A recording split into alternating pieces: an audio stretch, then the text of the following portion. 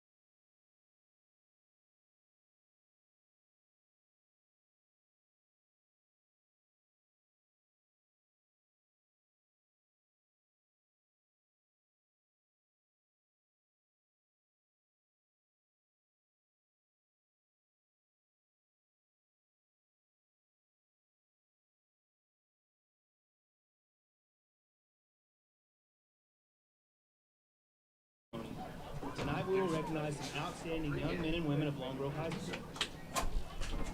Carrying the homecoming crowd is senior cheerleader Jocelyn Segovia. Jocelyn is the daughter of Esmeralda and Javier Segovia. Jocelyn is a member of the Longhorn cheer team, choir, student council, National Honor Society, and yearbook. Jocelyn's future plans are to attend OSU for a business marketing management degree.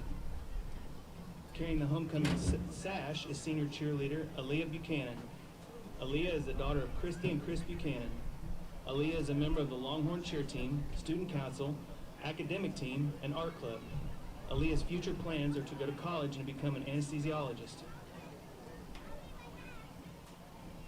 Carrying the flowers is senior cheerleader Natalie Schrader. Natalie is the daughter of James and Lisa Schrader. Natalie is a member of the Longhorn cheer team, Long Grove softball team, National Honor Society, and FCA. Natalie's future plans are to go to college and become a marriage counselor.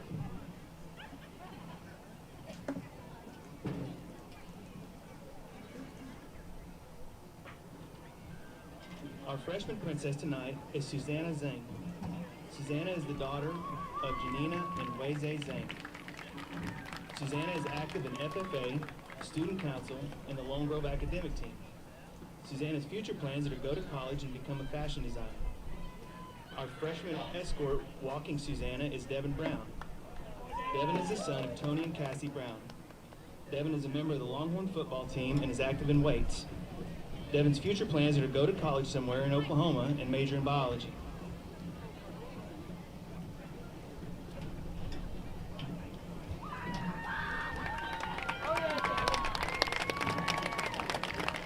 Our sophomore princess is Allie Hawkersmith.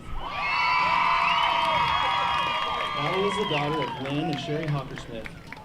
Allie is a member of the Thundering Herd Band, choir, and Long Grove academic team. Allie's future plans are to be a worship leader and music teacher.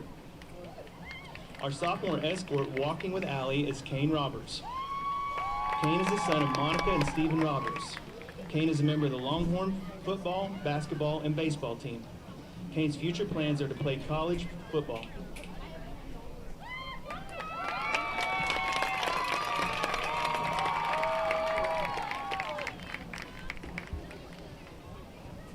Our junior princess is Mackenzie Daniels. Mackenzie is the daughter of Chris and Angie Daniels. Mackenzie is involved in softball, basketball, golf, student council, FCA, and National Honor Society. Mackenzie's future plans are to go to college and major in physical therapy and minor in sports medicine. Our junior escort walking with Mackenzie is Chase Warden. Chase is the son of Chad and Robin Warden. Chase is a member of the Longhorn football team, wrestling, track teams, FCA, and National Honor Society. Chase's future plans are to enlist in the military.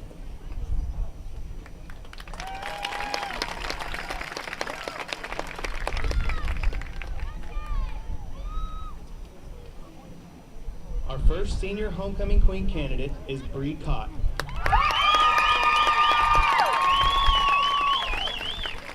Bree is the daughter of Kurt and Michelle Cott.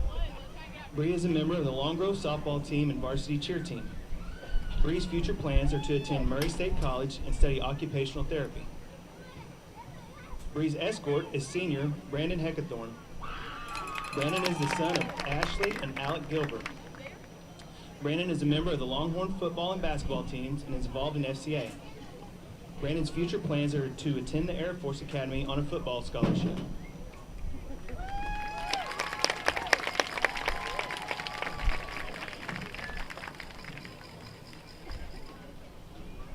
Our second senior homecoming queen candidate is Markley McMurtry. Markley is the daughter of Alan and Melissa McMurtry. Markley is a member of the Long Grove softball team, varsity cheer team, FCA, and National Honor Society. Markley's future plans are to attend USAO on a softball scholarship and then going into dental school to be a dentist. Markley's escort is senior Briar Atkinson. Briar is the son of Aaron and Erica Atkinson. Briar is a member of the Longhorn football team. Briar's future plans are to attend college and then go into the workforce.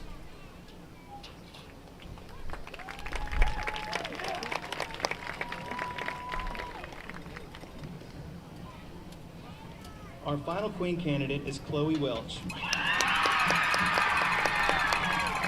Chloe is the daughter of Jake and Laura Welch. Chloe is Longhorn Cheer Team Captain, FCCLA President, and a member of the Student Council. Chloe's future plans are to attend UCO or ECU and major in political science and then go to OU for law school. Chloe's escort is senior Keller Stanley. Keller is the son of Robert and Randy Stanley. Keller is a member of the Longhorn football and track teams. Keller's future plans are to attend college after high school graduation.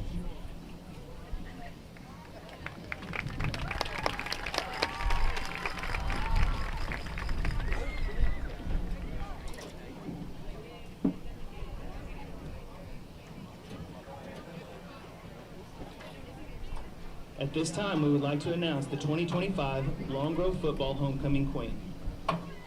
The winner is Markley McMurtry.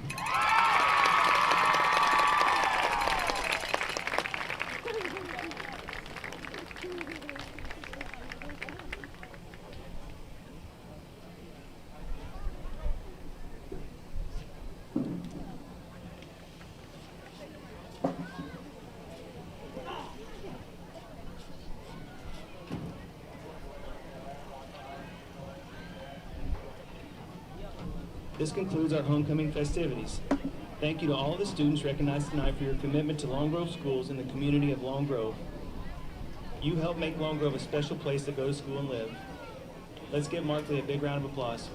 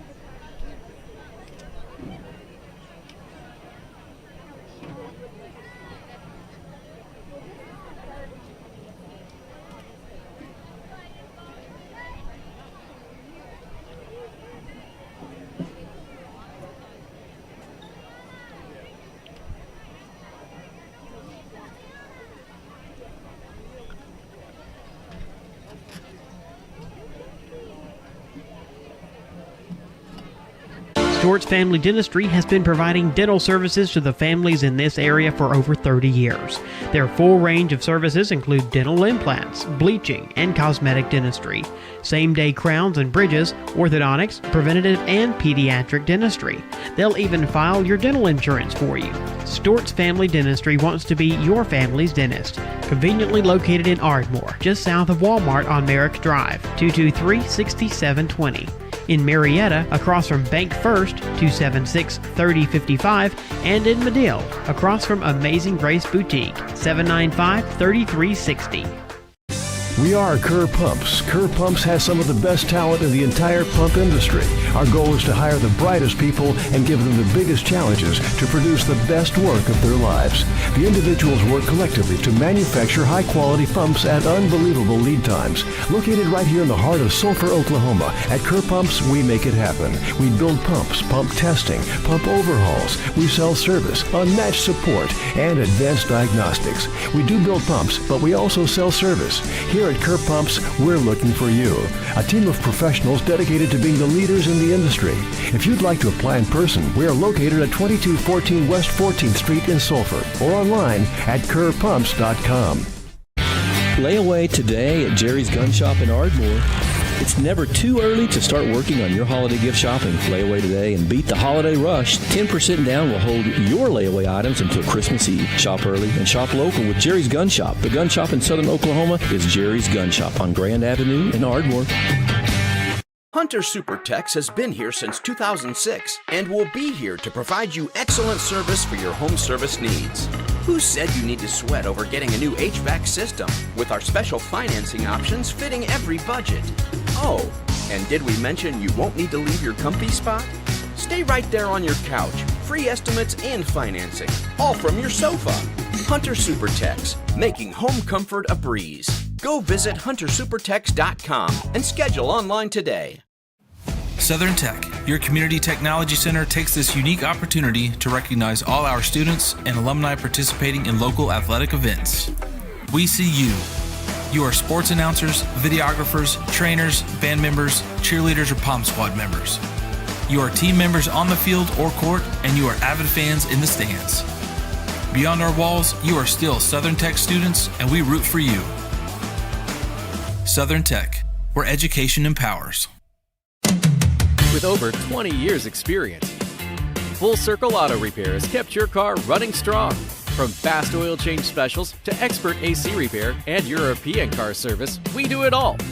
Right here at 287 Case Circle in Lone Grove. We're locally owned, proudly operated, and committed to supporting our kids and our community.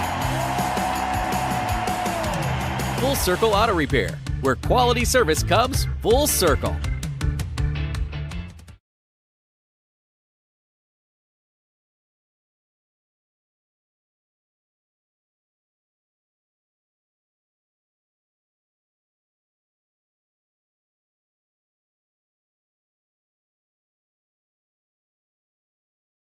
At Barrett Mortgage, you're not just a client, you're family. Your local mortgage experts, Kat and John Terry and Tim Barrett, have 50-plus years of combined experience in making things stress-free, with fast approvals and options tailored just for you.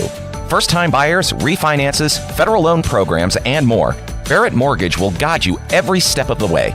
Your friendly and local mortgage lenders is Barrett Mortgage. For reviews, contact info, and more, visit barrettmortgagegroup.com. Barrett Mortgage, where we treat you like family. Barrett Mortgage, NMLS 2650882. Cat Terry, NMLS 1140038. John Terry, NMLS 2598209. Tam Barrett, NMLS 291967. Success Mortgage Partners Incorporated supports equal housing opportunity. NMLS ID 130562. This is informational only and not an offer of credit or commitment to lend. Contact Barrett Mortgage Success Mortgage Partners Incorporated to learn more about your eligibility for its mortgage products.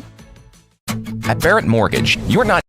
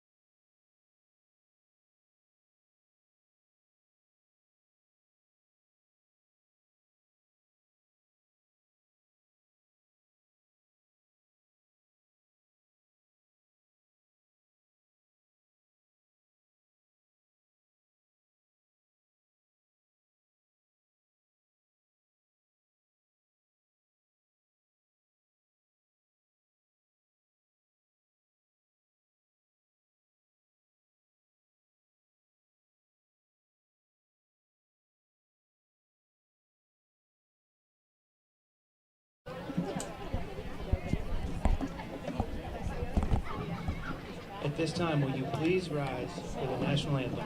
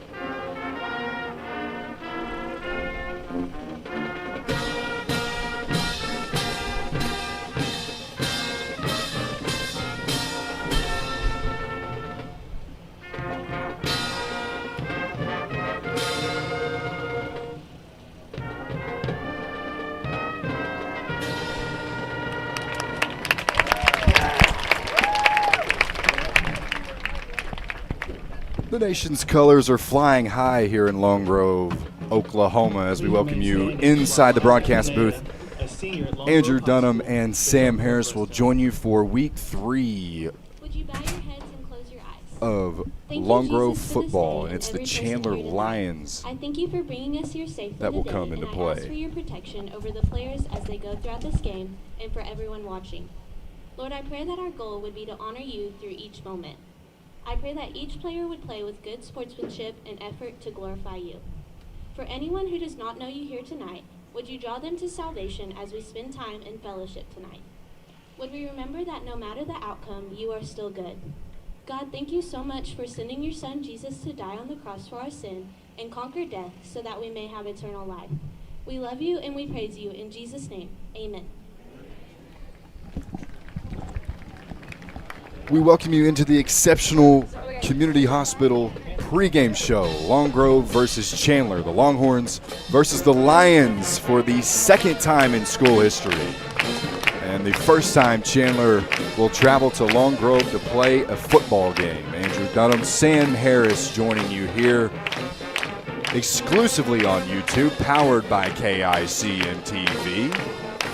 And it is week 2, check that, of the high school football season in Oklahoma. Long Grove has 2 games underneath their belt. Chandler opened up their season last week at Stroud, winning in a barn burner 13-8. The Longhorns unfortunately dropped their second game of the season to the Plainview Indians 19-6. Both games we have seen so far have been competitive from the Longhorns. They're looking for the same tonight as they try to get their first win on the season. It was homecoming for the Long Grove Longhorns. I'm sure everyone tuned in for the homecoming festivities before the football game started. It started at 6:30, ended around 6:45, and we are ready for some football. We'd like to thank everyone for joining us. We'd like to thank all of our sponsors as well who make this happen for us. Exceptional Community Hospital is your sponsor for pregame shows in 2025 here on KICM-TV and on YouTube. Exceptional Community Hospital, with their streamlined check-in process, your wait time is shorter than traditional hospital settings. Exceptional Community Hospital, where someone as exceptional as you deserves our care. We're getting ready for both teams to come out. Big Bruno is flying high here in Long Grove. The Long Grove Thundering Herd is out here along with the Long Grove Cheer Squad. And we are about to get set for the broadcast. Our captains tonight for your Long Grove Longhorns, Tatum Quinn, Luke Stinson. We'll meet the captains for the Long Grove Longhorns. It's number 3, Tatum Quinn, number 55, Brandon Heckettthorne, number 12, Caden Hartman, and number 8, Luke Stinson, all seniors across the 4 captains for the Long Grove Longhorns as we are getting set here Nice crowd tonight for the Long Grove Longhorns on homecoming night. It is by far the warmest game we've had so far this season. As the first two games, we met a lot of wind and rain as we welcomed inside the broadcast booth. Multi-time all-conference linebacker, all-time, second all-time leader in history of Long Grove in tackling department. Has a couple interceptions as well, played both sides of the ball sometimes, and he's the owner of Sam's Card Shop. He's my good friend, my color analyst, Sam Harris, ladies and gentlemen. Thank you, Andy. Great man, great introduction. Wouldn't want to be with anybody else. Absolutely. Well, thank you, my man. An interesting week for the Long Grove Longhorns. As I mentioned in the opening, they lose their contest in week 1 last week to the Plainview Indians, their rival in the 5-mile feud. And well, the best thing about football, especially being early in the season, and not only that, but non-district play, as this is the finale in non-district play for the Long Grove Longhorns. They'll have a bye week next week, and then they'll gear into district play, traveling to Seminole. But what I was getting to is it's important, especially in these early non-district contests, you lose the game, but you got to shake it off, and somehow the Long Grove Longhorns have to have some momentum going not only into a bye week, but then the week after, getting into district play where the games seem to matter just a little bit more. Yeah, no, 100%. Yeah, there's a lot going into this game. A lot of momentum, a lot of feelings being changed, you know. These guys got to have something on their belt, and I feel like winning this game is definitely going to set them on the right track for districts. As I mentioned, district play will commence for the Long Grove Longhorns in 2 weeks. High school football around the area just now getting geared up. Chandler, this is a team who played their first game last week at Stroud, and they actually upset the 5th-ranked Stroud team. And they start the year 1-0. This is a team who has an experienced head coach, his 8th year at Chandler now. It's Jack Gray, a 54-29 overall record while with the Lions. The captains for the Long Grove Longhorns have been standing on their own sideline for a while. Now we will get the Chandler Lions, and we will meet their captains in just 1 second.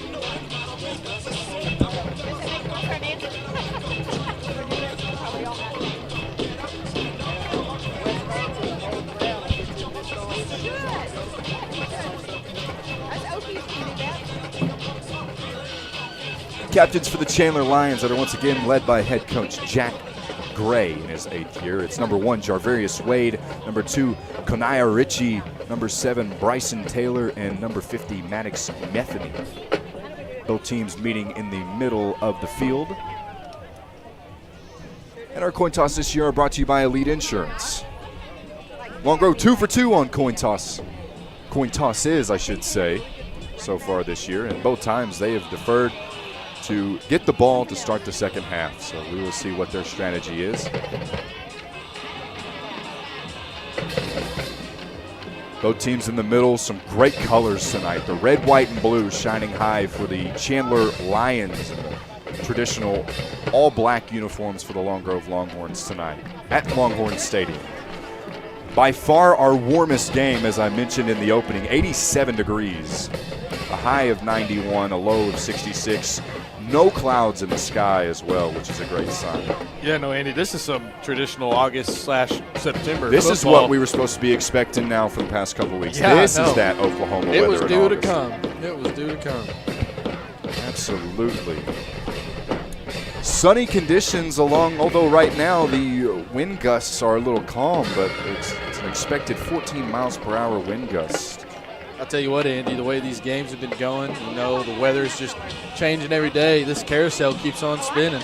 I tell you what, you are exactly right. And in a season where you have to shake off losses, battle injuries, key injuries, we'll talk about some key injuries for both teams coming into it, both for Chandler and for the Long Grove Longhorns. But, oh no, you're exactly right, Sam, in a season of high school football where you have a game each week, it's just a lot of shaking off mentality. You got to have short-term memory loss. I like to compare it to great shooters in basketball. If you miss a shot, short-term memory loss, get right back at it. That's the same thing for these Long Grove Longhorns. They have some experience.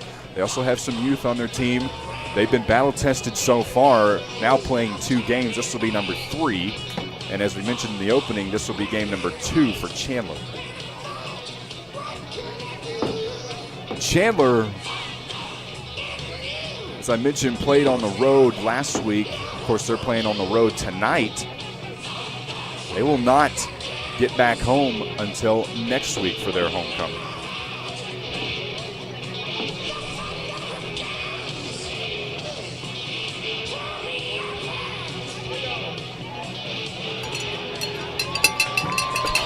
And here come the Lone Grove Longhorns.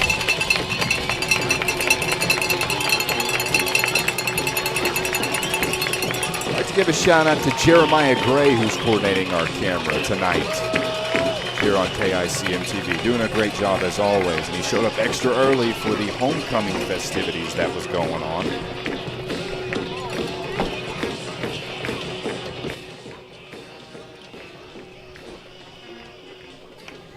Sam Harris, your expectations for this game and possibly keys to the game that are brought to you by Jag Fuels.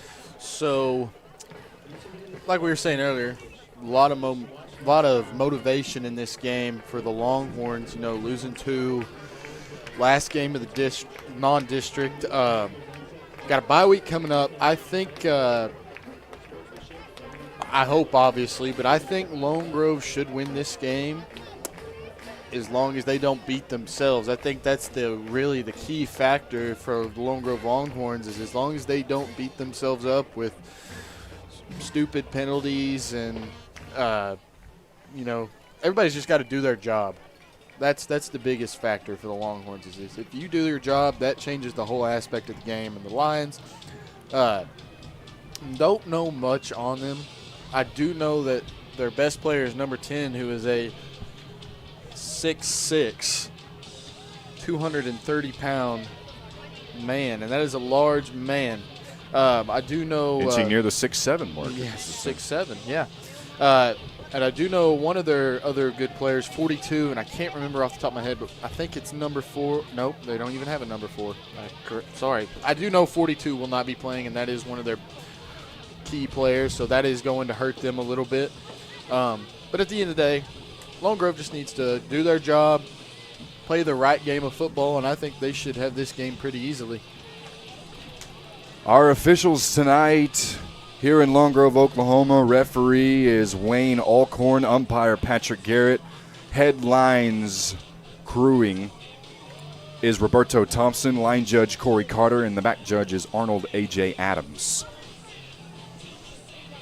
Chandler won the toss.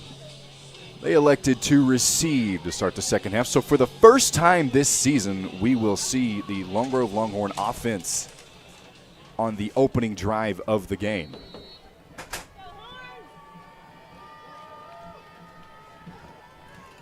We're about set here in Lone Grove. It's the non-district finale for the Lone Grove Longhorns. This kick will go out of bounds, and the Longhorns will have some favorable field position to start, led by number 3, Tatum Quinn, who, Sam, necessarily didn't struggle last week against Plainview. He moved the ball very well, but it just seems like at times there was just a play or two that separated the Horns from getting out in the open and putting some points on the board. Now, remember, the Lone Grove defense, they forced 3 turnovers last week, 3 interceptions by Plainview quarterback Cooper Flowers, 2 to Scout Quinn, 1 to Kason Mansfield. But the problem was with those turnovers is they were unable to generate them into points. Yeah, no, that was had a lot of opportunities last week. They just couldn't capitalize, and hopefully the Longhorns can change that this week. They've got no excuses when it comes to not catching the ball this week. Starting at the 40-yard line, it's a give up the middle to Kane Roberts, who entered the year as the running back number 2 on the depth chart, but a potentially season-ending injury to Chase Warden bumps him up one spot, and Kane Roberts has stepped into that role nicely as he gets a first down run on the first play of the evening. He'll get 1 yard.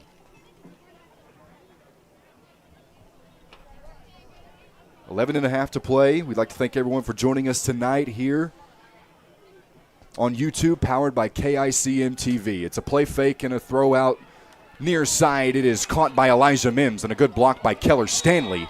And Mims is strung down out of bounds by number 12, Clayton Ritchie. Clayton Ritchie got really close to getting a face mask right there. I'm surprised that didn't get called. Ritchie the junior, 6'1", 175. 29 players on this Chandler roster, so we expect a lot of players, a plethora of players to play on both sides of the ball for Jack Gray. One thing so far I've realized about Chandler's D-line is they got a lot of size. 3rd down and 2. It's a keeper by Quinn, and he is stopped in the backfield. Chandler Lion defense stands tall. That was a 3rd down and 2, and that will be a 3 and out for the Long Grove Longhorns on offense for their first drive of the game. It looks like this week number 4, Maddox Eidelman, will not be playing his fullback spot, and it looks like Caden Hartman will continue to play that while he recovers from his ankle injury. So that will be a change of scenery on offense for the Longhorns. That was a loss of 3 yards on the run by Quinn. 4th down and 5, 10:40 left in this first quarter. It's a punt from Jacob Ellis. It's a line driver. It takes a relatively well bounce for the Long Grove Longhorns, fielded by Kane Roberts right around the 17-yard line. We'll keep it out on the field, and we will change sides and welcome in the starters for the Chandler Lions. Playmakers on that side of the ball for Chandler, starting with number 1, Jarvarius Wade. Kanaya Ritchie is also one for this team, and this is a team, Sam Harris, that will line up and they will try to control the ball and they will try to run it. And they're led by Clayton Ritchie, who I already mentioned made a tackle on defense. He'll start at quarterback. He swings it out far side, and that one was not close. He's looking for that aforementioned Javarius Wade, who was out of the backfield. That was dangerous. Incomplete right there. Pass. Keller Stanley had his eyes locked in. If he would have caught that ball, I think he would have gotten a rude awakening right there. Drive number 1 for Chandler. 1 play, 1 incomplete pass. Chandler starting at the 19-yard line. 2nd down and 10, 10:29 left in this first quarter. First quarters this year are brought to you by Jeff's Auto Service. There's a man in motion. It'll be a give to the outside. Brandon Heckathorn right there. Yeah, making the play. The give was to number 20, Josiah Tillis. Brandon was ready right there, I'll tell you what. Heckathorn was announced in the homecoming activities. He will continue his academic and athletic career in football at the Air Force Academy. And Heckathorn, we have talked to opposing coaching staffs, film crews. We talked to somebody from Plainview last week, and they asked about number 55, and they just simply say he is a problem. That was a loss of 4 yards. Here's play number 3 of the drive. Back to pass is Ritchie. Looking down the field. Down the sideline, it's intercepted. Scout Quinn takes it away. His 3rd interception on the year. He had 2 last week, and he opens up the game once again on the opposing team's offensive drive and takes it away and gives the Horns great field position. Andy, I wonder how many picks this guy's going to get this game. I mean, I wonder how much he's on pace for. Yeah, he's got a hat trick now on the season overall. And once again, he's the younger brother of Tatum Quinn. And little brother, I'm sure, walked up to big brother and said, "You're welcome again for this fantastic field position that the Horns have." They start at the 36-yard line. Yeah, that was really good by Scout. He kept his eyes on the play while covering his guy, took advantage of a bad ball, and that's what happens. You just make plays, and that happens. It's a give to Roberts on the outside. He is guzzled up. 3 Chandler Lions in the way as Roberts gets knocked back. So the Horns started at the 36-yard line. 36-yard line in Chandler territory. First play goes for negative yards. It actually goes for a loss of 4. Offense so far has been lackluster for both teams. Quinn fires, caught. Mims, 2nd grab of the night already. And that's close to a first down.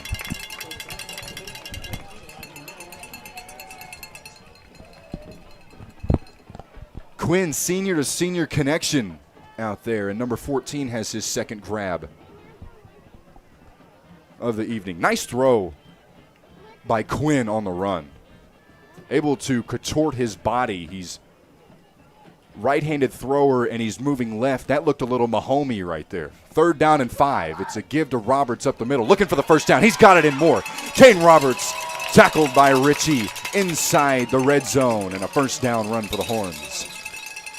If these guys can keep up the ground and pound and open up the passing game, they're going to have a really good time on offense. I mean, it just comes down to the O-line playing good. If they can continue to make blocks like they just did on that play, they're going to have a good game in front of them. I tell you what, Andy. On a 3rd down and 5.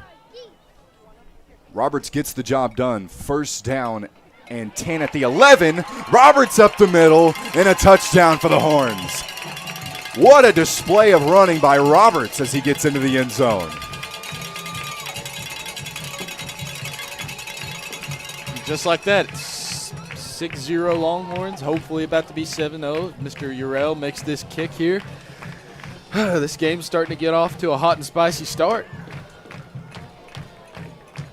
Hot and spicy indeed on one of the warmest games we've had so far. It's Urell De La Torre, number 26. He has been exceptional so far this season on extra points, and as advertised right there, 7-0 Horns. It's 8:36. We're going to step aside and take a break. Be back right after this. Harvey Douglas Funeral Home and Crematory wants you to know that planning ahead gives you the opportunity to select merchandise and services at today's prices and relieves your loved ones of making hasty decisions later. Harvey Douglas is the only funeral home in Ardmore offering 4 family meeting rooms with unique backdrops to personalize your experience. Their caring staff can help arrange every aspect of a beautiful funeral. Before making any decisions, visit Harvey Douglas Funeral Home and Crematory in their new facility at 2118 South Commerce in Ardmore. Lay away today at Jerry's Gun Shop in Ardmore. It's never too early to start working on your holiday gift shopping. Lay away today and beat the holiday rush. 10% down will hold your layaway items until Christmas Eve. Shop early and shop local with Jerry's Gun Shop. The gun shop in southern Oklahoma is Jerry's Gun Shop on Grand Avenue in Ardmore.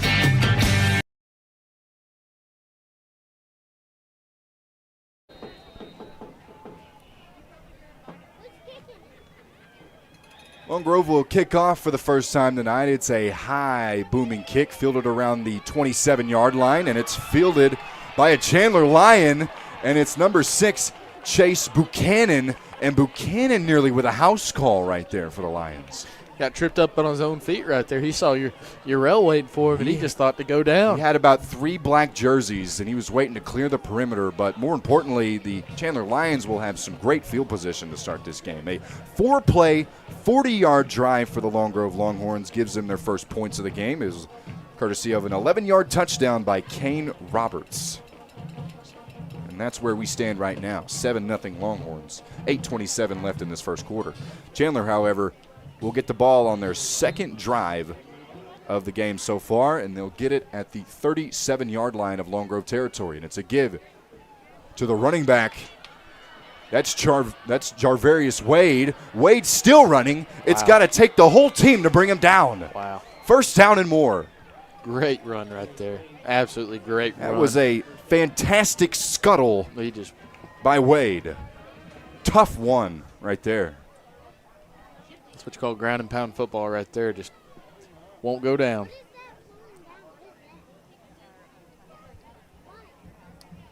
A 19-yard run for Jarvarius Wade. He stands in the backfield again. It'll be a pitch from Ritchie. Wade gets it, and that is a great play. Keller Stanley back there making the play, and that's almost the exact opposite of what Wade got on that carry compared to his last one. Curious to see if Coach Cole's going to call a lot more blitzes this game. I would envision it, but what do you know? I'm not a coach, so I'm just speaking here.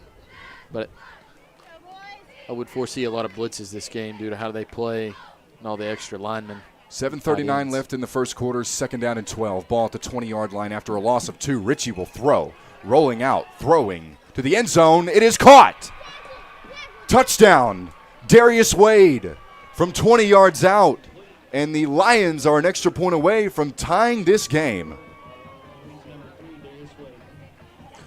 Casey Mansfield just kind of got caught up in the trash in the end zone there and let his guy get just a couple steps ahead of him. And in this game of football, that's all you need to make a play is just get a couple steps in front of the player.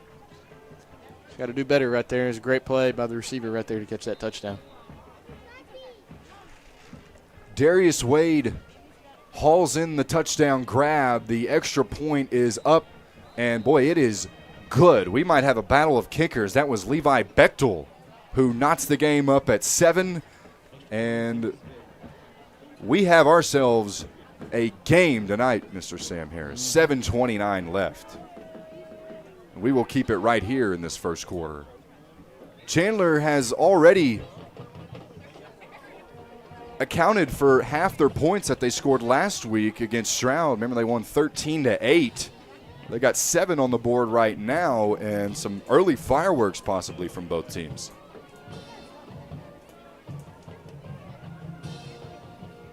That was a 3-play, 37-yard drive by the Chandler Lions. 20-yard passing touchdown from Clayton Ritchie to Darius Wade.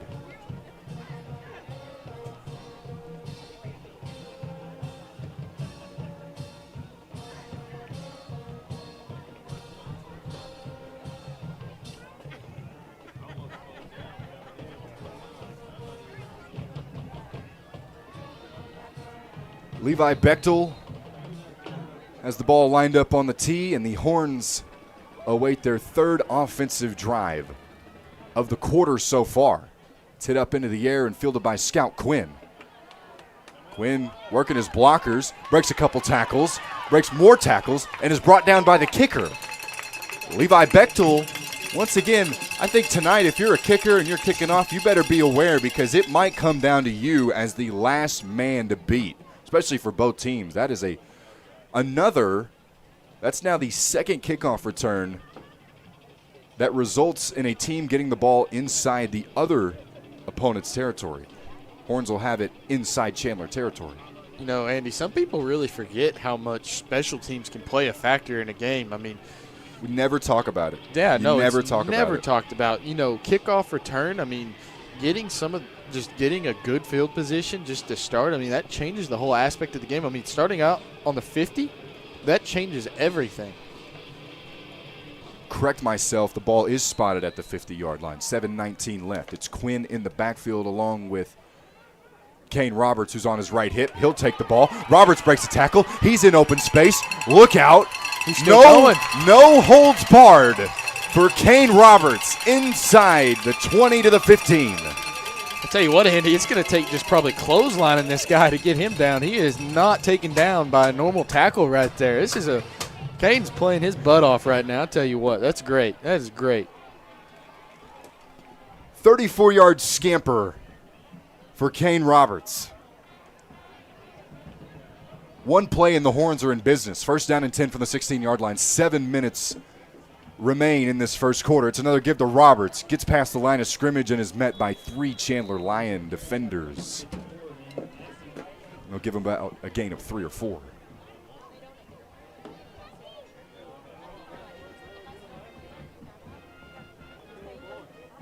Ball marked near the 10-yard line.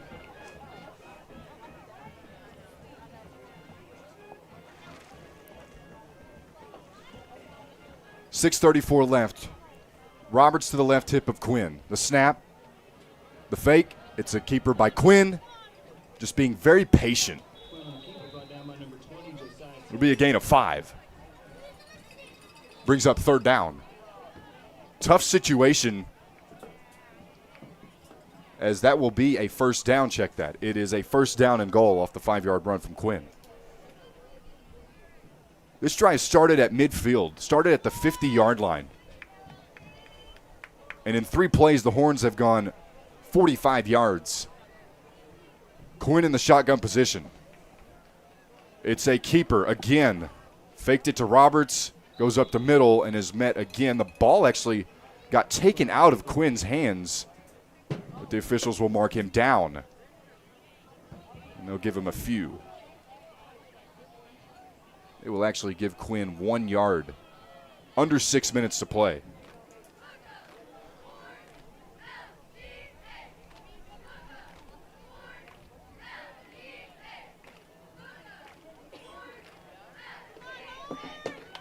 Jumbo package. They call this train right here. 3 backers in the backfield. It's a give It is Stanley reaching for the goal line. He's short. Stanley was short. He's about a yard shy of his third touchdown of the year. He accounted for the only touchdown last week for the Longhorns off of a passing touchdown from Quinn to Stanley. And this ball is at the 1 yard line, and it is at the half yard, I would say the quarter yard line right here. Quinn is under center. He will look to keep it, and he will get pushed into the end zone. And a touchdown for the Long Grove Longhorns. Touchdown. Last time we had one of those, he took it 15 yards. That's exactly right. 13-7 is your score. The box score is getting filled early as both teams are putting up points like a pinball wizard. Uriel De La Torre for the extra point. Snap is high. Hold is good. Kick is good. Make that 14-7. We got a great for game the Long on Grove our hands. Longhorns. Absolutely. 21 combined points. We still got 5 minutes left in the first quarter. We'll be back right after this break. Bank First is deeply rooted in more than 50 communities statewide. Towns bound together tightly by loyalty. Bank First, loyal to Oklahoma, loyal to you. Exceptional Community Hospital. Your Ardmore Hospital is now open. We're a full-service hospital focused on addressing the healthcare needs of the community. We offer a wide range of care, including on-site labs and radiology services. You can count on friendly and caring staff, experienced physicians, and personalized care plans during a hospital stay or emergency visit. Plus, our streamlined check-in processes keeps your wait to a minimum. Exceptional Community Hospital Ardmore, because someone as exceptional as you deserves our care. Chairs are loud. 6-play, 50-yard drive capped off with a 1 yard rushing touchdown from Tatum Quinn. Second rushing touchdown of the game so far for the Long Grove Longhorns. That's a rare touchback in high school football. And the Chandler Lions will get the ball at the 20-yard line. Yeah, no, Uriel De La Torre, no, he's got a leg on him. I tell you what, I got to watch that kid in practice. I tell you, he's got a leg on him. He's just working on his accuracy. If he can work on that and get it precise, I tell you what, that kid could be really, really good with his leg as a kicker. He played a lot of soccer. He played a lot of soccer and then switched it to football. And as you can tell, he's got a leg. Some of the best kickers in the NFL come from soccer backgrounds. How about Brennan Aubrey for the Dallas Cowboys? Yep. Best kicker in the league, arguably. Wade with a give. He was met by Caden Hartman. Hartman does not give up on the play, and he says, hey, remember me? Tackled near the line of scrimmage, second down. On a short gain. We're tracking tonight, Chandler. We mentioned in the opening they like to run the ball. For the Lions, that was just their fourth run of the game, as their only touchdown was, of course, the 20-yard touchdown to Darius Wade to, at the moment, tie the game. Then the Horns went down 6 plays on their third drive. It's Wade, makes a man miss, and Jarvarius Wade putting a foot in the ground and making something happen. Very elusive.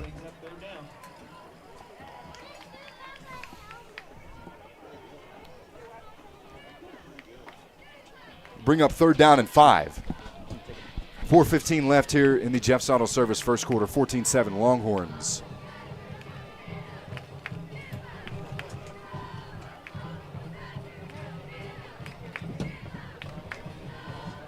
Chandler probably didn't expect this game to be a shootout so far, but that's what it is. It's a give to the outside by Wade. Darius Wade, who caught the passing touchdown, gets it out of the backfield on a rush, and that'll be close to a first down for Chandler. He got tackled right at that line. Tackled by the neck right there going out of bounds. I tell you what, those neck tackles, they hurt. You definitely remember who's tackling you. That's right. You said the term clothesline earlier. Yeah. That's not something that I want to happen to me. No, sir. 4th down and 1. Wade got stopped at the 29-yard line. The line to gain was the 29. Stopped at the 28, and the offense will stay out on the field with Ritchie under center. Bunch formation. It's Ritchie on the keeper. He got met behind the line, and the Horns might have slammed the door. Caden Hartman right there just blew up that play. Lowered his shoulder, screws to screws, and blew that play up. They did not get anywhere right there. Good job, Caden Hartman. They'll give him forward progress, however. It's a first down. Wow. It doesn't matter. Either way, Caden Hartman, heck of a play right there. Maybe a questionable call right there. However, Chandler will keep the ball. It is Jarvarius Wade who's tackled near the head area by Caden Hartman. That looked like a legal tackle right there. And here the Long Grove Longhorn fans in front of us, they're voicing their opinion on the call as they thought he might have got stood up not only at the line but behind the line. 2nd down and 3 off of the 7-yard run from Jarvarius Wade. 6th play of the drive already. It's another give to Wade as he gets tackled near the line to gain, which is the 41-yard line. The long 41. 3rd down and short once again.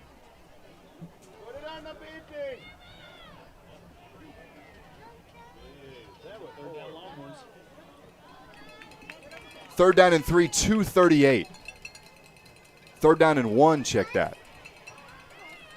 Already second third down situation for Chandler. It's a fullback keep up the middle.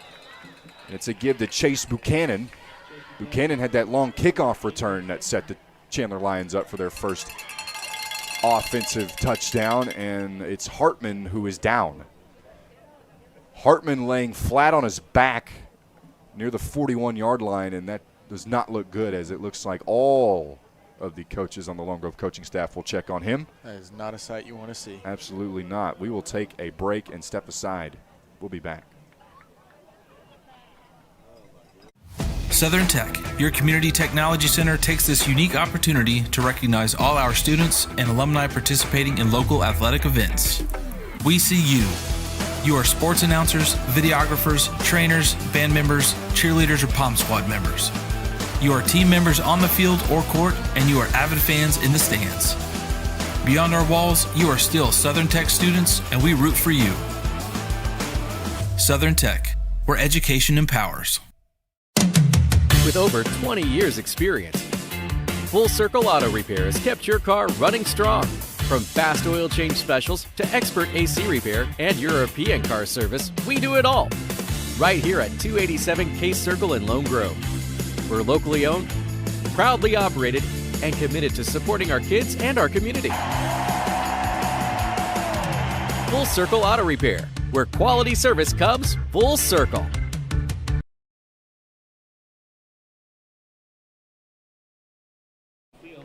We welcome you back to the broadcast, as there was a long run by Chandler, by Jarvarius Wade, took it past the 40 on the first down run. Ball was at the 42-yard line, and there was a penalty marker on the ground, and it looks like it was either picked up or it was against Long Grove, because the long run will stand. Looks like Caden Hartman's back in the game, luckily. Whatever had, maybe got the breath knocked out of him. Whatever it was temporary, and good to see him back on there on the field. 2 minutes and 8 seconds on the clock as the ball is at the 28-yard line of the Long Grove Longhorns. Play number 7 on the drive. Buchanan strung down by Brandon Heckathorn. It will look to give him a gain of 4 or 5 yards as we approach under 2 minutes to play.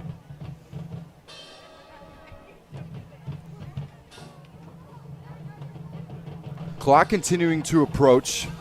This is what Chandler wants to do right here. This is what they want to do. They want to control the clock, run the ball.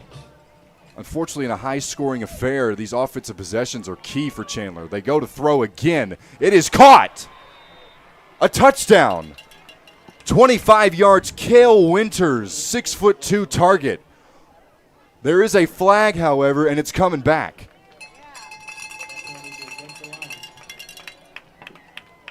A holding call will negate that play. 6'6", I should say, not 6'2". I don't want to sell him short. As Sam mentioned in the opening, he was going to be a key player for Chandler. Made a play right there, but it unfortunately got called back. Longhorns got lucky right there. You know, having some height like that on a team, that's just such a great advantage because the quarterback can put the ball in a place where most players just cannot even attempt to get it, and that's one of having the advantages of a guy who's 6'6" on a team against some guys that, you know, aren't even close to that.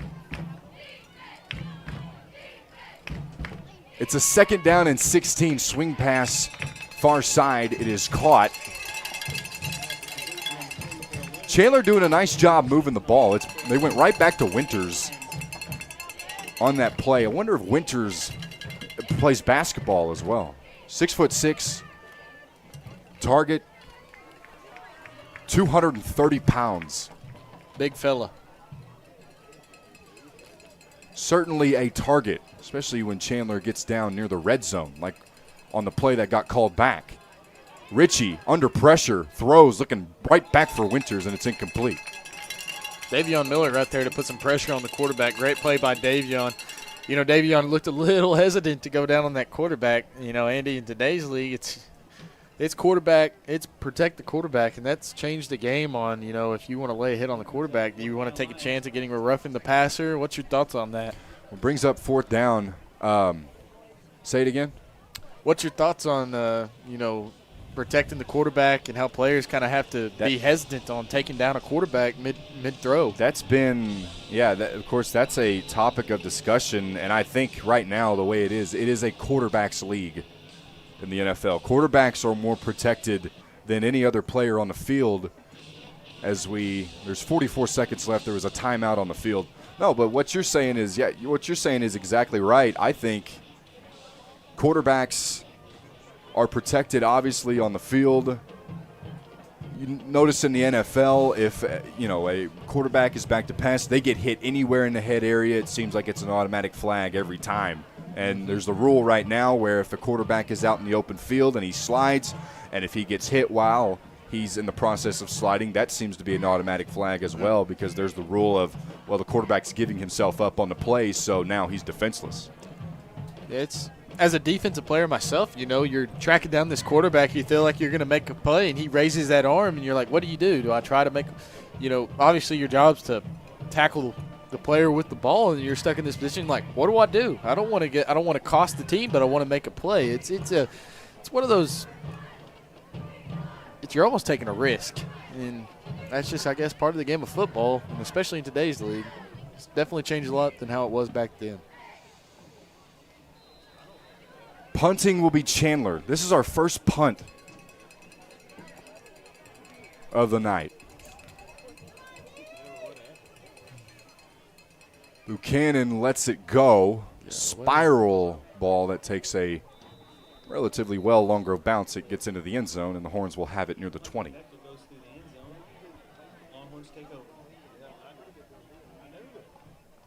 Great Lone Grove crowd here tonight, I tell you what. They definitely showed up. Showed out for homecoming.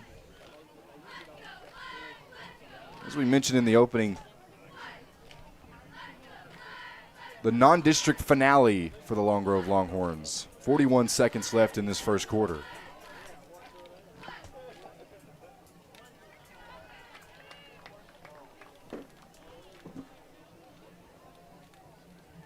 Quinn will trot out with his offense for the 4th offensive drive so far in this first quarter for the Lone Grove Longhorns. 2 wide is out to the left, 1 to the right. That's Roberts, who's on his right hip. He gets the carry and gets stopped right at the line of scrimmage. Brings up 2nd down. You wonder if that will be the last play of this highly scoring first quarter. 21 combined points from both teams. 2 touchdowns for the Horns. Both on the ground, 11-yard touchdown for Kane Roberts, and then a 1-yard tush push from Tatum Quinn got the Horns on the board for all their points. And then for the Chandler Lions, it was a 20-yard passing touchdown to Darius Wade. 9 seconds left. Horns will look to run one more play before the quarter ends. Quinn looking, ball is caught, and he is hit. Walloped. But a great grab by Mims' strong hands as he was met by Jarvarius Wade. And that is the end of the quarter. Jarvarius Wade laid the hammer right there, I tell you what. But Elijah Mims took it like a champ. Held on to that ball. We'll be right back after this and continue this high-scoring affair as we begin the second quarter right after this.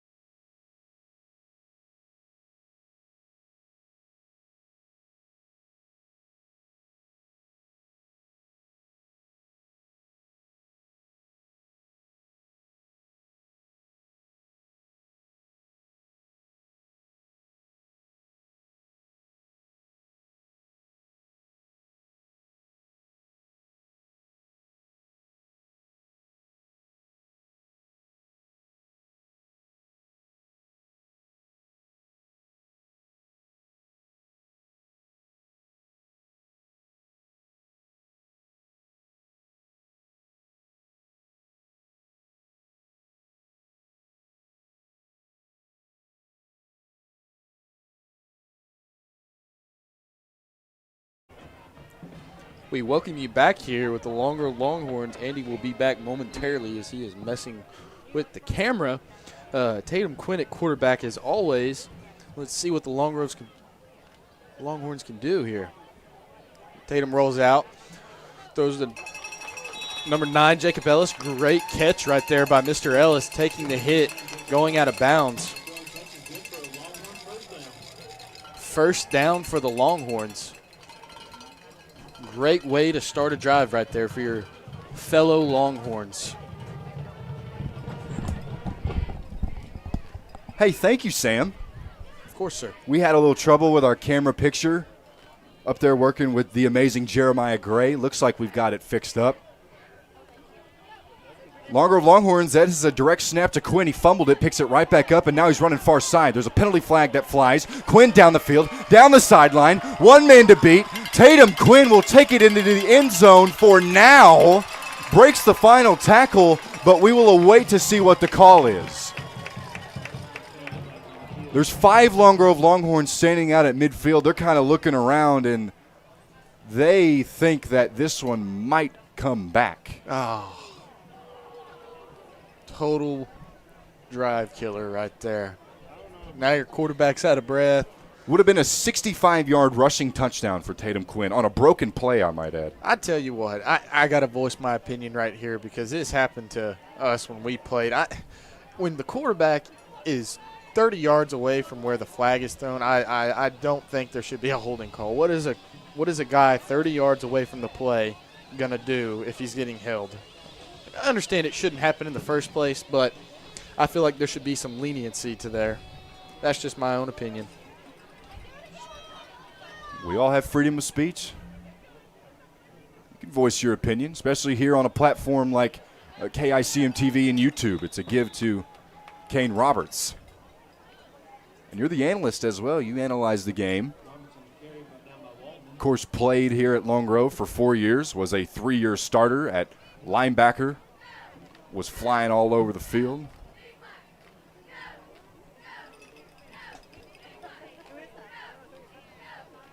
Five-yard run by Roberts, second down and 15. Tatum Quinn ready to hopefully make a play that he just made. Yet again, let's see if that happens. Play fake. Quinn launches over near side, and that ball was dropped by Mims. That's a uncharacteristic play by Mims after already having 3 catches tonight. And, of course, he made the catch the last drive where he got blown up by Jarvarius Wade. That one seemed like he was a little behind him, though. Yeah, I was about to say, a little behind him. Still should be able to make that catch, but, you know, stuff happens. But I will say Elijah Mims seems to be the hot target tonight. He's been getting open really well, playing really well, catching balls. Hopefully he can continue to have a great night like he's been having so far. We got a timeout on the field. We'll take one as well and be back here in just a moment.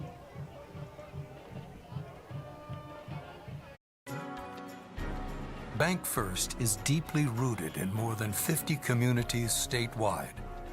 Towns bound together tightly by loyalty. Bank First, loyal to Oklahoma, loyal to you.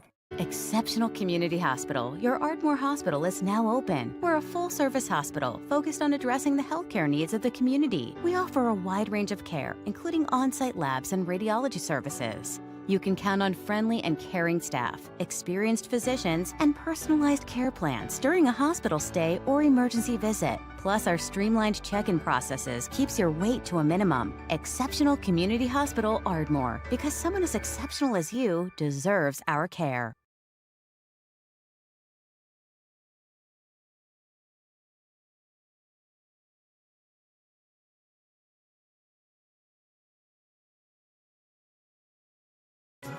Whoops. We continue in this second quarter, 10:55 left, 3rd down and 15 for the Horns. We already saw the first punt for Chandler on their last drive.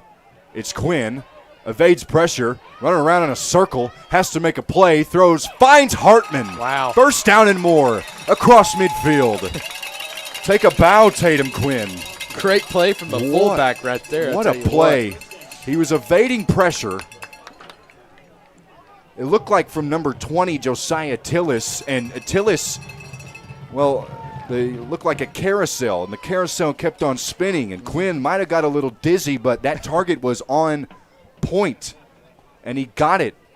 A big 3rd down and 15 conversion. The drive will continue for the Horns. Tatum says, I don't know what pressure is, so don't put it on me. Low snap again, but controlled by Quinn, giving it to Roberts on the outside, and he's thrown down. Nice tackle by Maddox Metheny, who was one of the 4 team captains for the Chandler Lions. 2nd down.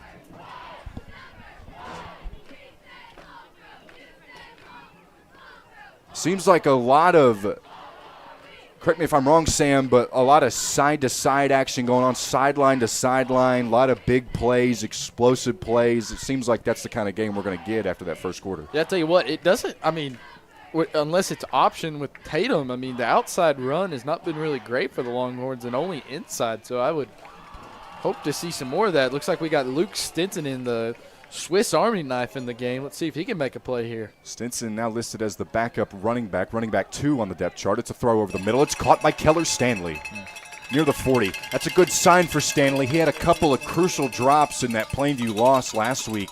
Makes a nice play right there, high pointing the ball and getting tackled immediately. You know, sometimes those bad balls are actually really good balls, you know, right there. I think if that ball would have been put anywhere else, I don't think that would have been a complete pass, you know. Sometimes you just got to take advantage of bad situations, and Keller Stanley did that right there. Stanley, one of the many seniors not only on the team but in the receiving room. He joins Elijah Mims as another Longhorn to make a catch. There's a whistle, and that's another timeout by head coach Curtis Cole. Looks like Keller Stanley wasn't getting the memo there on the motion, and then Coach Cole didn't want to take a delay of game, so we take a timeout here. That's exactly right. We'll throw it over to our sponsors and be back right after this. Start your project at Lone Grove True Value Hardware. It's more than just a hardware store. Besides quality hardware, Lone Grove True Value carries a full line of building materials and steel for all your projects. And they're the only authorized dealer for Trigger grills in this area. Plus, they have years of experience, so they can answer all your questions or offer helpful advice. Lone Grove True Value Hardware on Case Circle and Lone Grove. We welcome you back to Longhorn Stadium. 14-7 is the score here in the Dave's Trailer Repair second quarter here at Longhorn Stadium. Long Grove coaching staff, they're neoned out. We can see them. Sam Harris tried to put on his journalist hat for a minute and ask a question on why they're wearing neon. If someone knows, please let us know. In motion is Keller Stanley. It is a give to Stanley, and he's brought down. Buchanan in the backfield makes the play. No, that was a great play by Buchanan right there. Getting down there before the play could go anywhere, making a great play to tackle Keller Stanley in the backfield. That was on 3rd down. 4th down stop. Loss of 6 yards for the Horns. Jacob Ellis is back to punt. After we saw 3 combined touchdowns from both teams, the offense has been stuck in the mud for both teams so far. They have punted on both of their drives in the second quarter.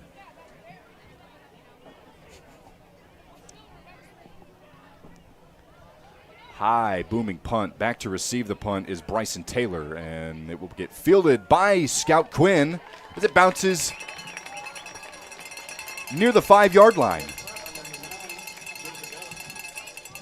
Nice punt by Ellis. 8 minutes and 12 seconds. Ball was on the 3-yard line. Make that a 49-yard punt. 1st down and 10 with Chandler. Their backs are against the wall, and Sam Harris's phone is about to catch on fire because of all the people texting him, asking the same question we are wondering. I tell you what, if it's for, I'd love to step next door to the coach's booth for the longer. I don't know if they'd let me do that. However, Tim Reeder is in there. However, shout out Tim Reeder, our good friend Tim Reeder, great guy, former assistant basketball coach on the Long Grove Longhorns, and golf coach as well. As that's a brick wall. That was a brick wall with number 12 on it. Caden Hartman makes a tackle. I'm going to go even concrete wall right there. There is nothing getting past that right there. Clock continues to run. We're under 8 minutes to play in this first half. 14-7 is the score. Longhorns looking for their first win of the season, trying to avenge a 21-17 loss last year to this Chandler squad. I tell you what, Andy, in the beginning of the game, it looked like Chandler was going to really kind of try to spread that ball out, throw it a little bit, but Scout Quinn got his hands on that real quick, and I haven't seen them throw the ball, even though it looks like right here I'd expect a throw. It looks like Chandler trying to get back to their bread and butter, which is running the ball. Is a give to the outside. Darius Wade is tackled. Went once again by Hartman and also brought down by Luke Stinson. Brings up 3rd down. Another 3rd and short situation for Chandler. Long Grove has done really well in these 3rd and short situations so far in this game. So far, what I like about this defense is there's been a lot of physicality. You know, right there, Luke Stinson kind of set the nail, and Caden Hartman laid the hammer right there. I tell you what, we got a good physical game going on right now. It's good to see some Longhorn football being played. Under 7 minutes to play. 1 wide to the left, 1 wide to the right. It's a screen, and it's blown up by the Horns. The ball was in the air. It's an incomplete pass. There were 4 black jerseys approaching Richie, the quarterback. And I think if Richie gets that ball off and it's a clean pass, that might go for a long gain, but the pressure by the Horns was just too much, and it broke up the play. 4th down. That was almost a lineman's dream right there, getting a touchdown. They were fingertip away from catching that ball and making their year right there. Ball was in the air. Great instincts. It's got to take great instincts, and you always love those plays when the defensive linemen get their moment. I believe there was a moment, it was a couple weeks ago, Texas Tech had a defensive lineman take one a long way for a pick 6. Roberts fields the punt. He's brought down by Buchanan and also Briar Dryden. It'll be an offensive possession for the Horns. They will take over inside Chandler territory. Did you ever get a defensive touchdown? I sadly didn't. During your 4 years of play? I was about you were close. I was a shoestring away from getting one against I tell you Sulphur. what, yeah, well, that's the play I was fixing to mention. I remember it like it was yesterday. It was, what was that, 3 years ago now? Yep. And it was a game-sealing interception. It was a one-possession game, and, of course, we'll go back to Sulphur this year. I'm sure you'll have some memories back at that place, but it was a – good and bad. Sulphur was driving, looking to potentially win the game, and it was an interception by Sam Harris. Took it all the way. I believe he got tackled near the 20. It was close. Noah Farrell checks into the game, makes his first grab, and he's brought down. That's a 1st down. Tackled by number 21, Braden Findley. You know, I caught that ball, and I didn't know what to do. I was like, holy crap. I look at Coach Cole, and I'm like, do I just slide here? And he realizes I'm looking at him. He's like, go. And I'm like, oh, okay. I think if I would have had that slight hesitation, I think I'd be saying I scored a touchdown. But everything happens for a reason. Of course, it was after God's plan. It was a long and tough battle. Both teams were going back and forth. And great football game right there. We had it. Absolutely. We had the lead, and then they started coming back. But Quinn on a keeper splits between the defenders and gets brought down. Luckily, my first down and 10 run from the 25. Quinn with the keeper, brought down by Buchanan. Brought down again by Case Buchanan. Chase Buchanan, number 6, making plays on both sides of the ball for Chandler so far. Andy, I need to say something. You give me a lot of credit on that play, but the D-line on that play needs to be shouted out because that play would not have happened without them. They put pressure on the quarterback to throw that ball to me. Was that ball tipped in the air? It was not tipped in the air, but the quarterback definitely had about 3 or 4 Quinn guys. throws. Ellis the catch. Ellis down the sideline. Touchdown. Longhorns. Touchdown for the Horns. Great play right there. Tatum got that ball out super quick before the defense could react, and Jacob Ellis scored a touchdown for the Horns last year when these two teams faced off, and he gets one this year. And that's Jacob Ellis' first touchdown of the season. Yorel De La Torre for the extra point. He's 2 for 2 so far.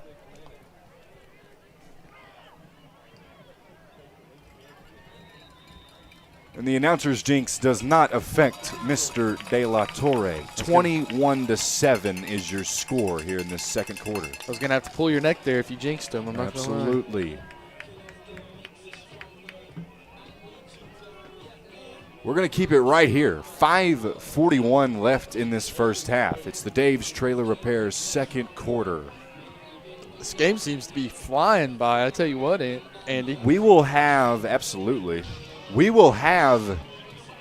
a high school spotlight interview at the halftime break. We've already had 2. We had Mr. Sam Hill on for our season opener. We had former Long Grove quarterback and really athlete Jackson McClanahan, who was on with us last week. Well, we will have the president of the Long Grove Athletics Booster Club, Miss Terry Quinn, will join our program director, Jay Lindley, at halftime. We'd like to thank her very much for joining us on the station high school spotlight interview. The station will be busy this weekend with the college football slate, and I'm sure the NFL slate on Sundays. Sometimes I even hear the station airs local high school broadcasts in the Ardmore area. It's a Chase Buchanan return, and he's brought down. Longhorns seem to everything just seems right now to be going their way, and they have the momentum. I see the energy that is brought on that sideline. It seems like they just have an extra pep in their step, Sam. No, it's good to see these. It's like me after I've had my morning coffee. You just get that extra pep. You a coffee guy? I'm getting in. I'm getting there. Never been a coffee guy. I'm getting there. I'm not a coffee guy, you know. I'm more of a tea guy. Big tea guy. Like a chai latte, maybe? No. Not like that? Just a good old-fashioned sweet tea. 5:34. Richie, the quarterback, under center. It's a pitch outside. Jarvarius Wade gets another carry. You see Chandler, once again, still trying to stick to that run game. A lot of toss, a lot of zone so far. That's kind of Chandler's bread and butter. Chandler in 2025, they bring back 8 starters on both sides of the ball. But I did mention they have 29 players on their roster. 6 seniors, 8 juniors, 5 sophomores, and a heavy-loaded freshman squad with 10. Another give to Wade. Gets hit and brought down. Give credit to Abel Shorter on that hit. Wade on the carry, brought down by number 7, Abel Shorter. Under 5 minutes to play, 4:43 to be exact.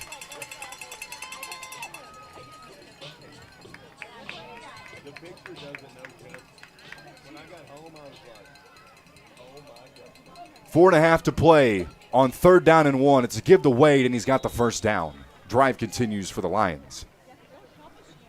Chandler Lions, head coached by Jack Gray. In his 8th year at Chandler, he has a 54-29 overall record. Coaching his 84th game tonight for the Chandler Lions. 5 straight seasons the Lions have found themselves in the playoffs And in 2024, they didn't get off to the exact start they wanted. They started 2-3, but once they got into district play, they finished the regular season on a 5-game winning streak. Won a playoff game against Hugo, 36-0. Shut them out at home, but lost in the quarterfinal round to the Millwood Falcons, 22-7. Looks like Maddox Metheny right there got a little excited and jumped off. Where's quarterback snapped the ball. It happens. Luckily, it went in the Longhorns' favor.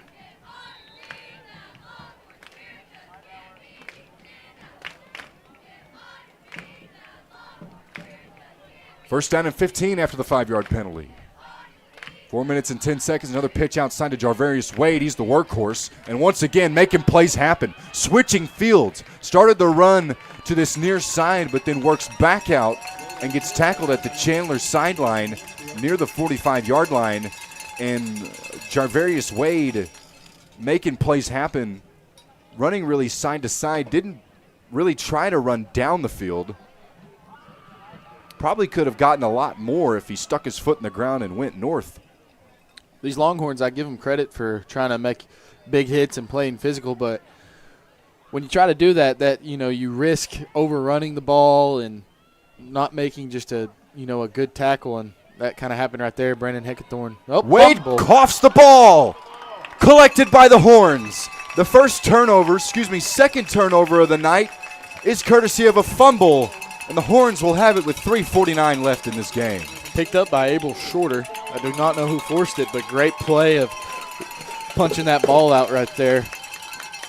Absolutely great play. That's going to give the Longhorns great field position, and hopefully they can put another in the end zone before they go to halftime and get a really good lead going in. First turnover of the game was a Scout Quinn interception. His third of the season. That was the first drive for Chandler of the game. Horns don't get as good a field position as they did. Words are hard sometimes. Horns get it near midfield. What I was saying is Scout Quinn set up the Horns on their first touchdown drive, but touchdown was scored by that man carrying the ball right there, Kane Roberts. Horns got the ball inside the 36-yard line of Chandler. And after that run play by Kane Roberts, he got 8. He gets it to the 46-yard line of Chandler.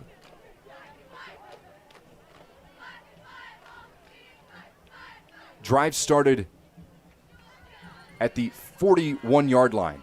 Quinn, keeper, first down and more. Boy, when he gets some space, no holds barred. First down. That was a great play by Tatum Quinn, making a play happen, but I got to give some credit to his outside receivers, Noah Farrell and Elijah Mims, of locking up and blocking the DBs in front of him. No. Plays like that do not happen unless receivers block, and receivers aren't really supposed to block because, they're receivers. They're supposed to, run a route, catch a ball. But when they do their job and block, plays like that can happen. And that's what you want out of your receivers right there. Under 3 minutes to play after the run by Quinn. Ball's at the 22-yard line. Low snap, but Quinn fields it. He's got a gaping hole up the middle. Quinn is met near the 5-yard line. He's still not down, getting an extra push from his lineman. Quinn will have it inside the 5.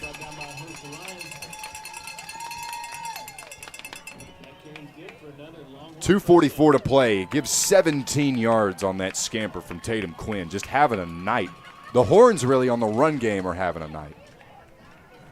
That was one of our keys to the game, Sam, is the run game for the Horns. You got to be able to run the ball, keep the ball out of Chandler's hands. Of course, we didn't expect this to be, really a track meet. It's slowed down a little bit, but we've still seen some scoring. We might see some right here. First down and goal from the 5. Another keeper by Quinn. Stiff arm. Breaks one tackle. Running away. Pylon. Touchdown. Horns. Quinn again finds the end zone. I don't know how many times I'm going to see Tatum Quinn make nothing into something right there. I tell you what, Tatum Quinn has a great ability to visualize the field and make a play. Great job by Tatum Quinn right there. Great to see that young guy make some plays. His ability to turn chicken salad out of you-know-what. Making the play. 5-yard rushing touchdown. Had to evade a Chandler Lion that was in that backfield. De La Torre with the extra point. It's a line drive, and it's up and good. 28-0. 2:18 left in the first half. Horns up by 21 points. We'll take a quick break and be back right after this break. Harvey Douglas Funeral Home and Crematory wants you to know that planning ahead gives you the opportunity to select merchandise and services at today's prices and relieves your loved ones of making hasty decisions later. Harvey Douglas is the only funeral home in Ardmore offering 4 family meeting rooms with unique backdrops to personalize your experience. Their caring staff can help arrange every aspect of a beautiful funeral. Before making any decisions, visit Harvey Douglas Funeral Home and Crematory in their new facility at 2118 South Commerce in Ardmore.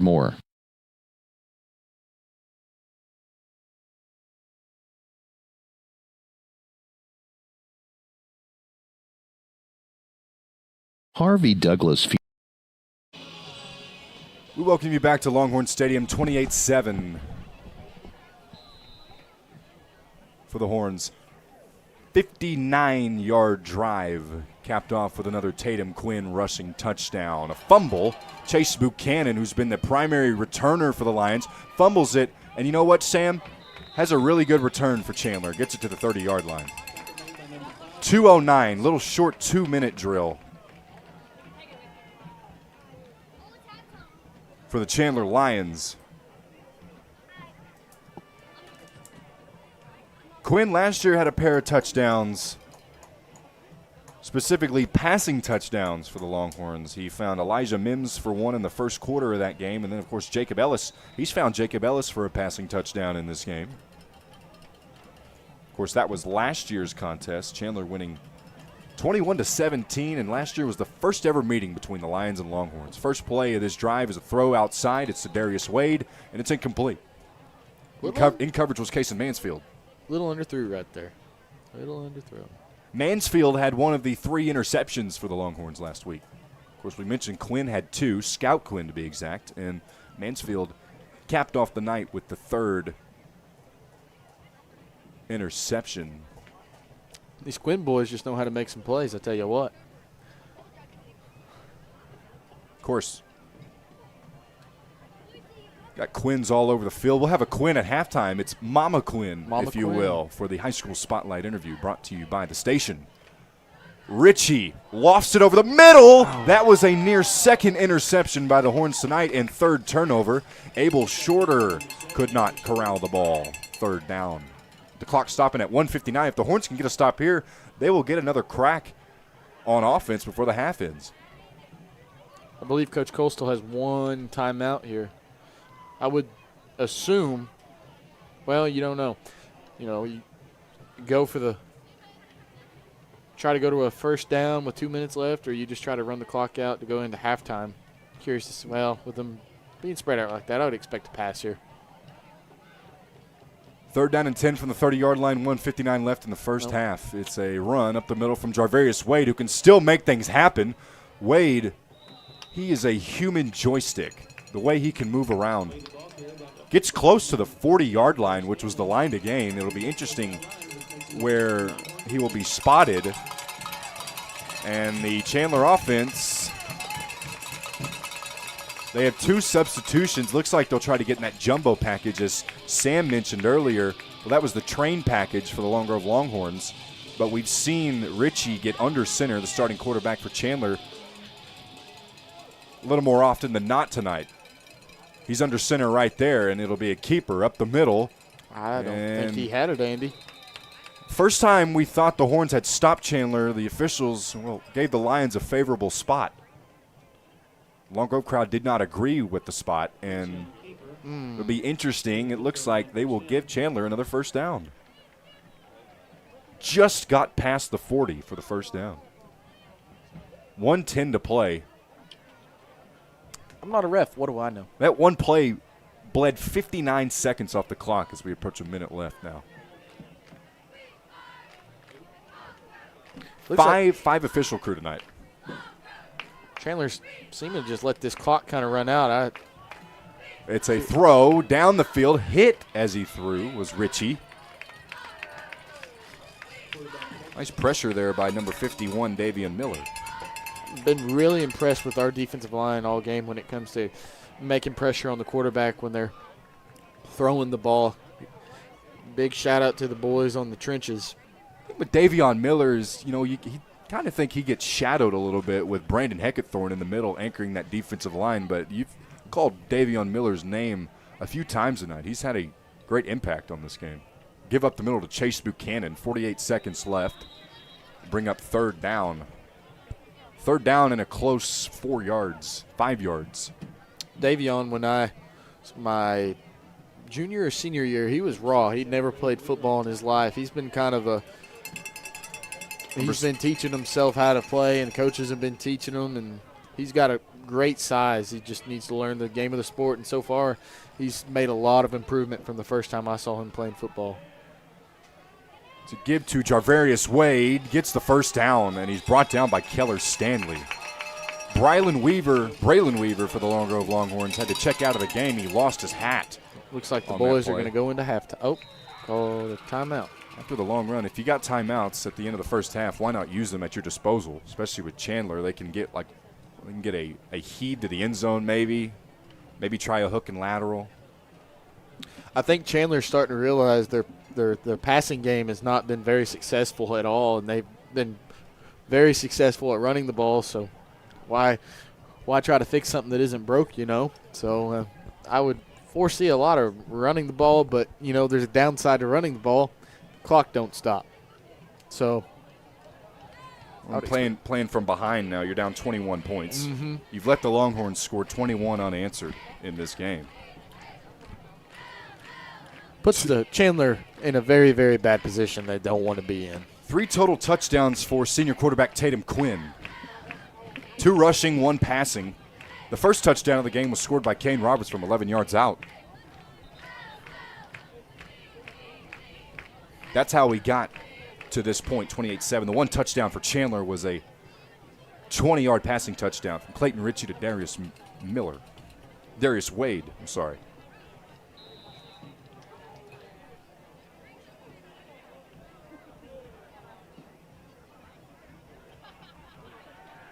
Likely be the last play of the game. Ritchie fires looking for his big target, Cale Winters, who almost had a 25-yard receiving touchdown, but it was called back due to a hold. And due to the incomplete pass, we got 6 seconds on the clock.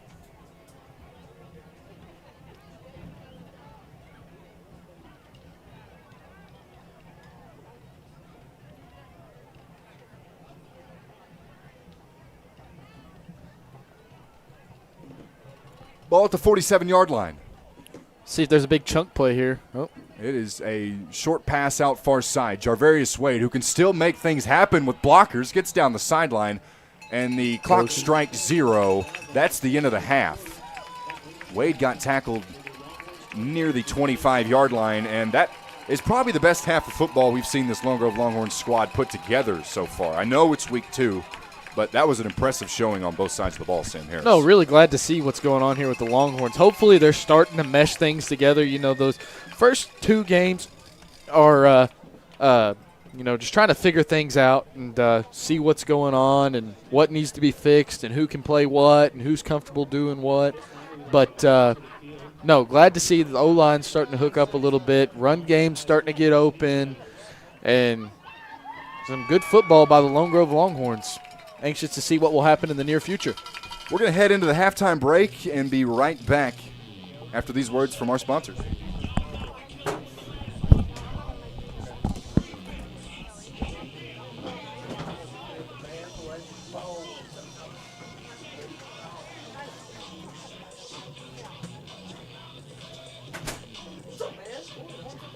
I'll tell you what, we brought you some good old smash mouth football.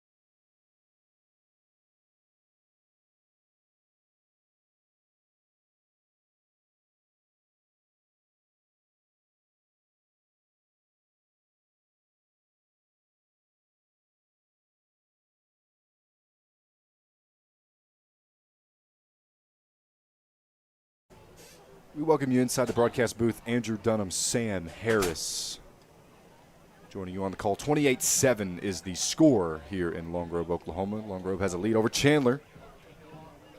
21-point advantage as we head into the halftime break. We have the Chandler Lion Band who made the trip down to Long Grove. For now, we will play an interview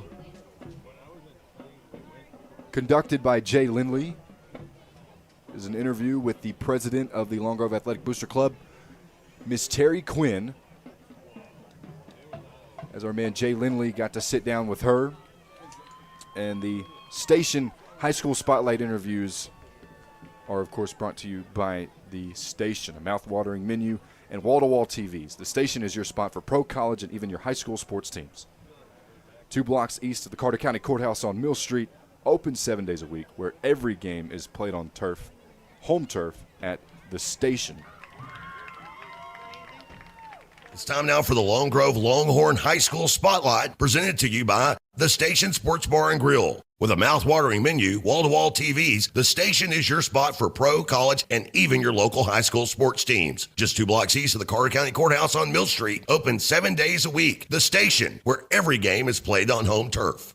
Welcome back to the Exceptional Community Hospital halftime show for the Long Grove Longhorns here, powered by KICM 97.7. Time now for our new segment, the High School Spotlight. As each week we try to spotlight different entities within the school district that help the school district in a variety of ways. Is presented to you each and every week by the Station Sports Bar and Grill. And this week we're joined by the president of the Long Grove All Sports Booster Club. We're talking with Terry Quinn. How are you doing today? Doing good. How are you? I'm good, ma'am. Well, so Miss Quinn, tell us about your involvement. How did you get involved first with the Booster Club there at Long Grove?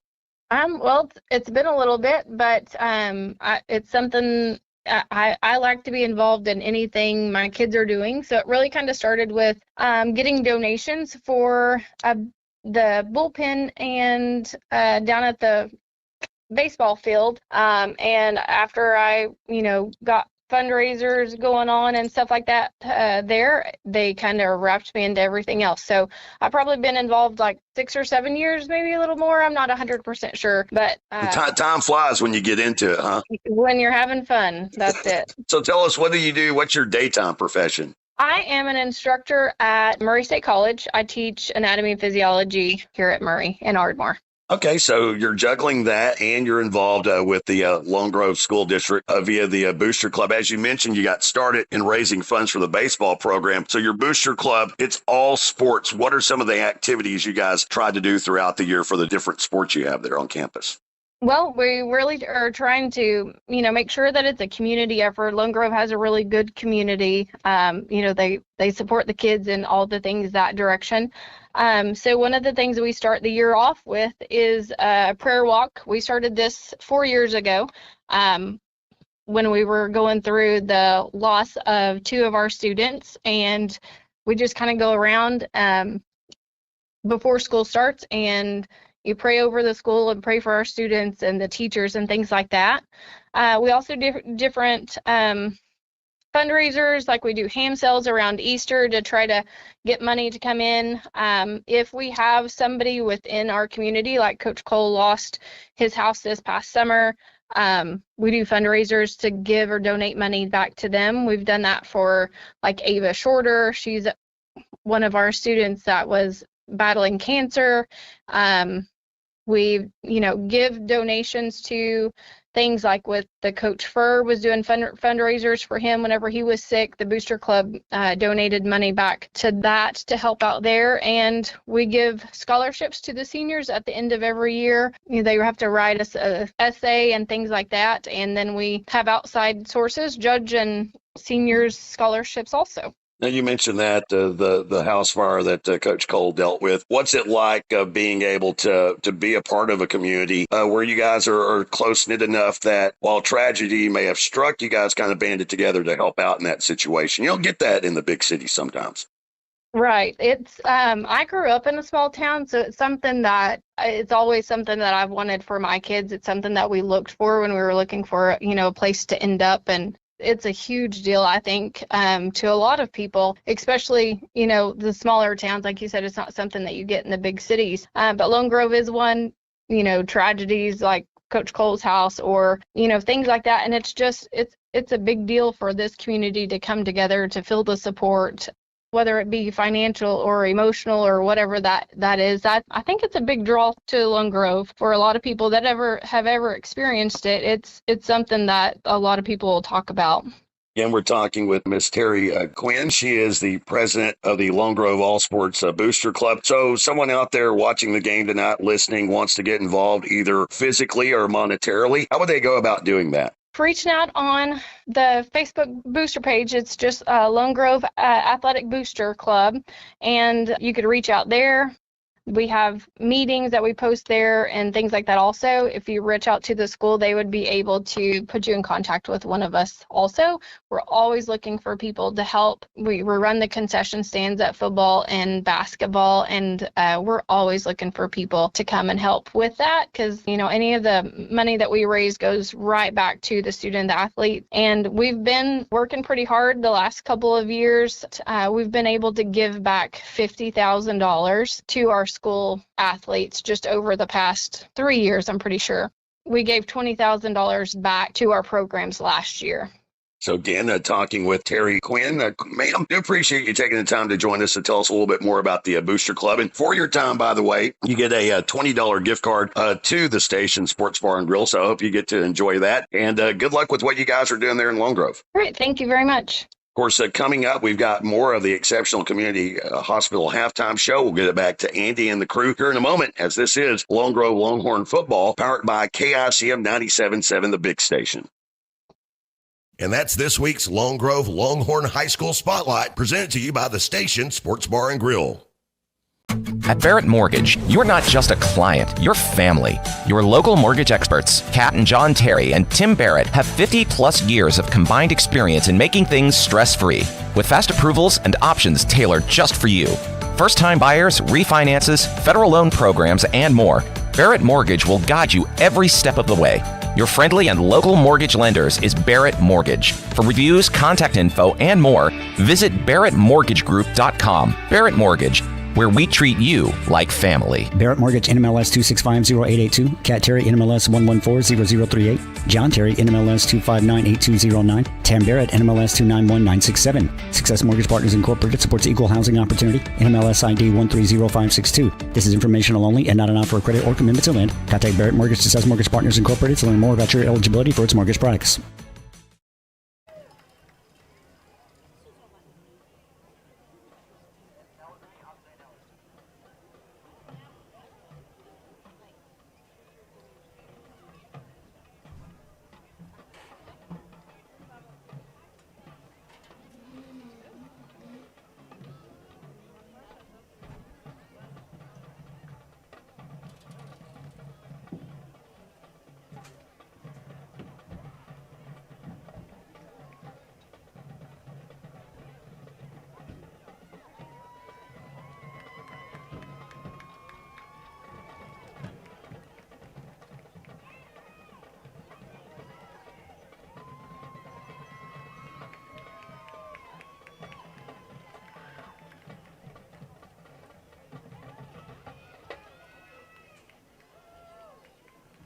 At this time, we'd like to welcome to the field your 2025-2026 Lone Grove Thundering Herd.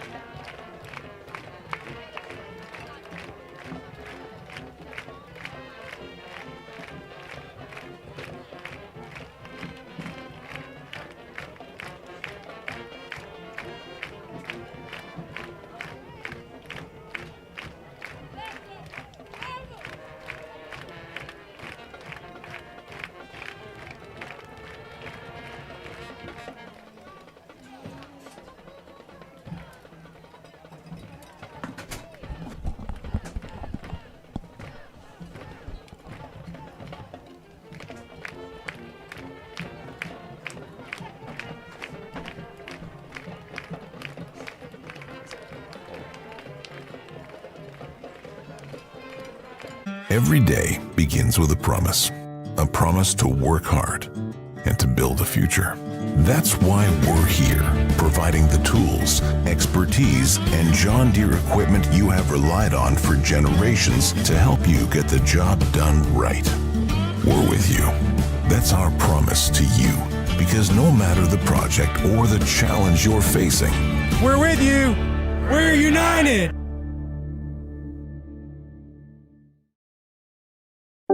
Athletic injuries are essentially orthopedic injuries with sports-specific components. At Excel Therapy, our goal is for the athlete to return to the sport quickly. Excel Therapy can assist in speeding up recovery following surgery by improving range of motion, strength, and flexibility. At Excel Therapy, we excel at sports medicine. We excel at physical therapy. We excel at helping you excel. With clinics in Ardmore and Durant, our team excels at orthopedic injury recovery and sports medicine. Find us at exceltherapyok.com. The Station Sports Bar and Grill is the ultimate hangout where the game is always on, the music's always live, and the good times never stop. With indoor and outdoor seating available, ice-cold drinks, and a mouth-watering menu, plus wall-to-wall TVs, this is your spot for pro, college, and even your local high school sports teams. Simply put, it's a game day vibe you won't find anywhere else. Be sure to follow the station on Facebook to see who's coming to perform on the Boxcar stage. 2 blocks east of the Carter County Courthouse on Mill Street. Open 7 days a week. The Station Sports Bar and Grill, where every game is played on home turf.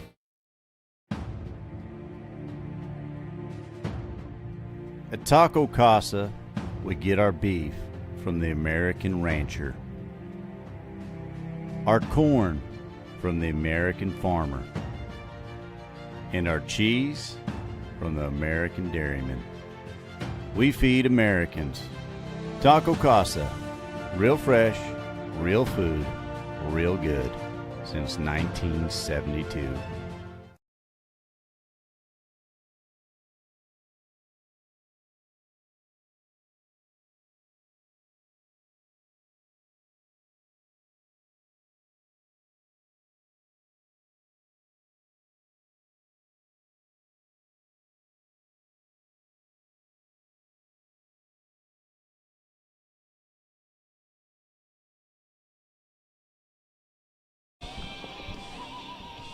Back here during the halftime break, 45 seconds until we get you set for the third quarter here in Long Grove, Oklahoma, Longhorn Stadium, 28-7 in favor of the Long Grove Longhorns, looking for their first win. And Sam, we talked about it in the opening. Long Grove really needs a win here, not only for momentum, not only to get their first win, but to also just get a good feeling about their team, get a good measuring stick for head coach Curtis Cole going into district play, because we know how important district play is. Non-district games are important, we understand, but once you get into district play, that's where, you start to decide who's going to be playing in the playoffs. We have some scoring updates as well. We're going to implement a scoring recap segment, and it's brought to you by Sam's Card Shop.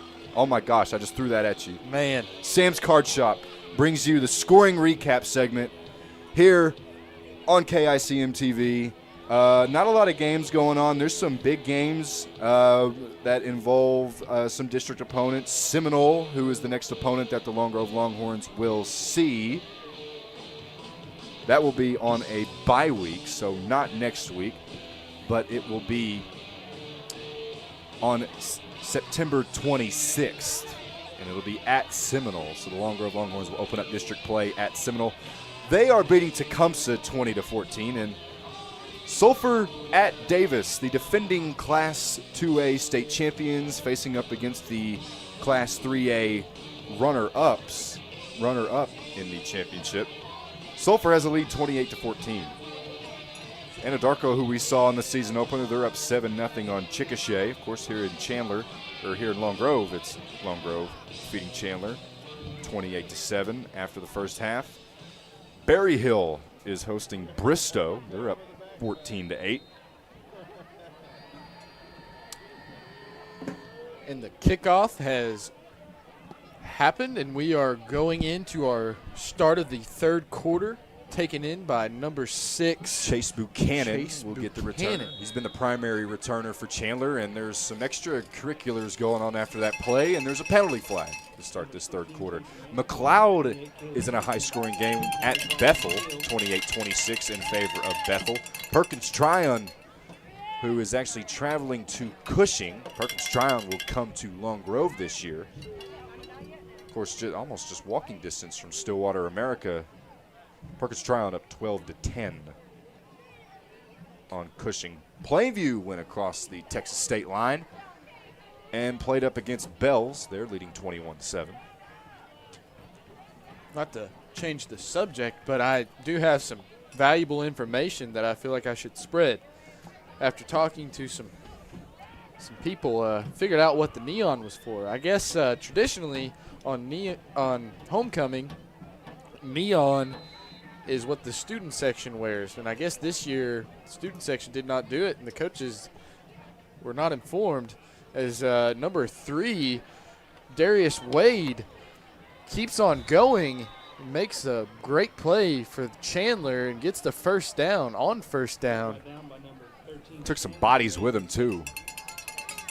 But on the first down run. Coaches did not get the memo, and there they are looking like some highlighters out there.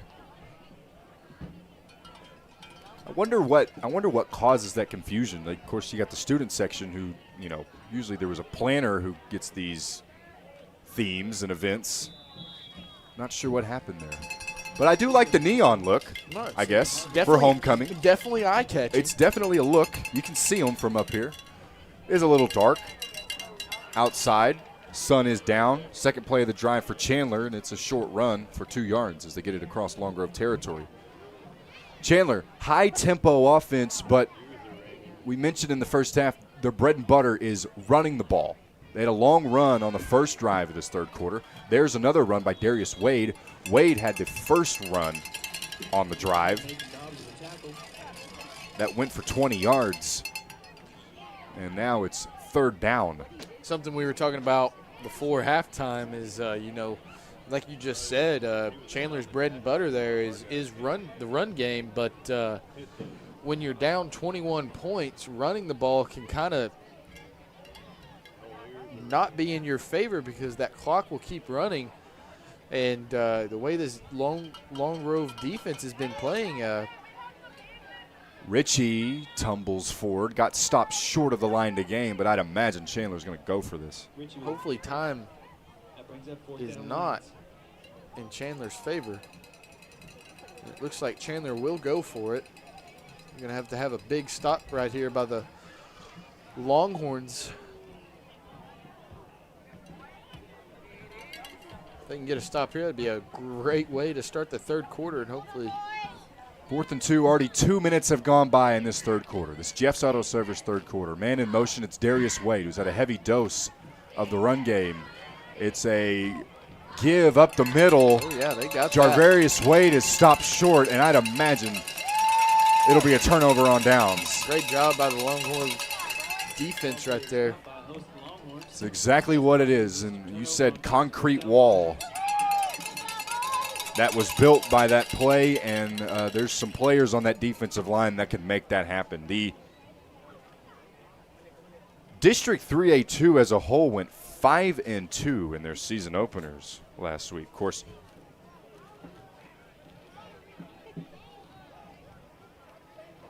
there were 6 teams that made their debuts last week. Bristow, Manford, Perkins, Tryon, Seminole, Sulphur all won their openers.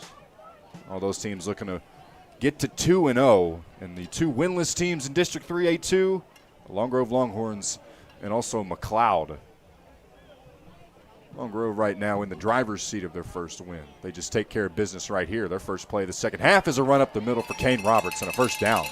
Roberts picking up where he left off. He accounted for the first touchdown of the game. Looks like nothing's changed when it comes to Coach Cole's offense. Just run the ball. 11-yard rushing touchdown. Give him 11 yards on that run.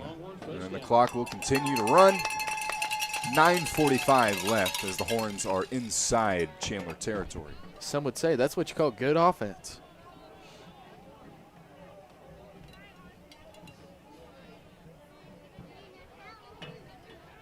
Quinn, snap. He'll throw it near side. It's caught by Mims. He gets hit again and brought down. Got stonewalled by Darius Wade. Be a loss of yardage. Mims with his 4th catch of the night. Darius Wade came right there, knew what was coming, made a play, chopped his feet, took that play down, did a great job. When you look at that list, and it's a gauntlet of a district for the Long Grove Longhorns, I'll ask you this question after this play. Yes, Quinn sir. in the shotgun position. It was a loss of 1 off the catch from Mims. It's a give up the middle to Roberts. Roberts is strung down.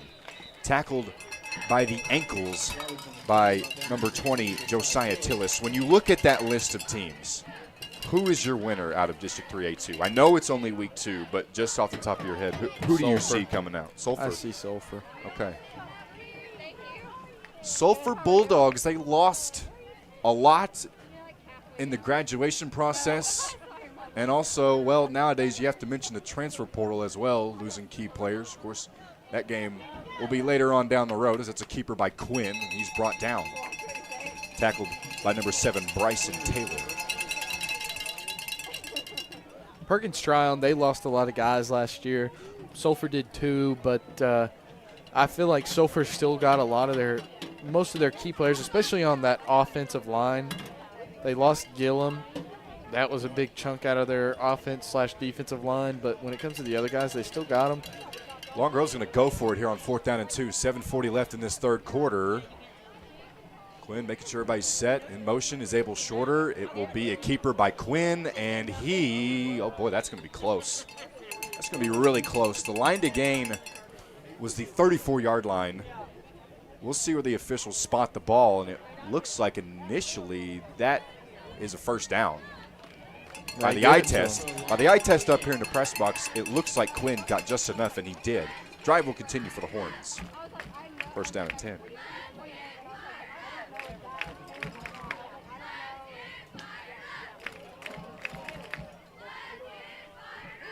Looking at this schedule for the Longhorns as we have an injury on the field.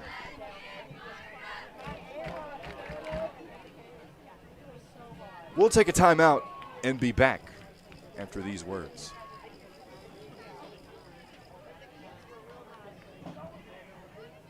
M&M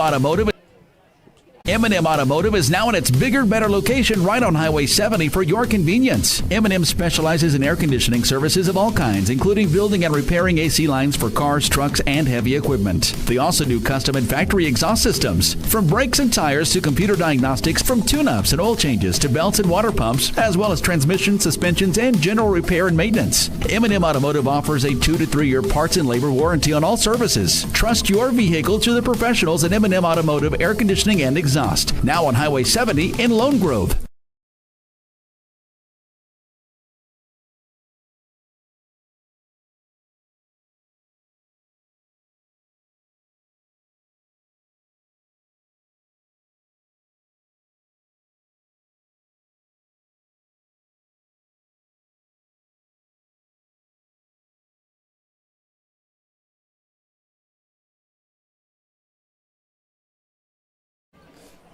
First down and 10 from the 33-yard line, 7:17 left in the third quarter. It's a give up the middle to Kane Roberts. Makes one man miss and does make the second miss, but the first man that missed, that was big number 10, Cale Winters, and he does not give up on the play and brings Roberts down. That was a head-on collision. Head-on collision, all 6'6", 230 pounds of Cale Winters. Brings up second down. Getting back to the schedule for the Horns. Of course, they begin district play. They'll have a bye week, but begin district play on the road at Seminole on September 26th. But then you get home against Victory Christian, at Sulphur, then at home against Manford and Perkins Tryon back-to-back. And then, of course, you end the season at McLeod and at Bristow. Second down and 12. It's a throw. It's caught. Mims, spin move, juke move. Putting on the moves. Elijah Mims down the sideline and tracked down. Elusive moves by the senior, who's had a whale of a night catching the ball. And that's a big chunk play right there, one of many for the Horns tonight. Nice play by Mims. Great pitch and catch right there, tell you what. Kind of a receiver by committee for the Long Grove Longhorns. You have Stanley, who's out there, can make some plays. Jacob Ellis as well, who's caught a touchdown tonight. But Elijah Mims tonight has, at least for tonight, cemented himself as the #1 target for Tatum Quinn. Gain of 30 on the pitch and catch. It's Quinn trying to make something happen. He cannot get away. Too many white jerseys around. He made that play earlier in the game in the second half at the 5-yard line, evaded pressure from the backfield and was able to take it to the corner of the end zone. And he was met back there behind the line. It could be a loss of yardage, and it is. Looks like we got some laundry on the field. It was after the play. So good eye, Sam. After the play, we'll see if it was some unnecessary. It was on Chandler, though, so it will be in the Long Grove Longhorns' favor.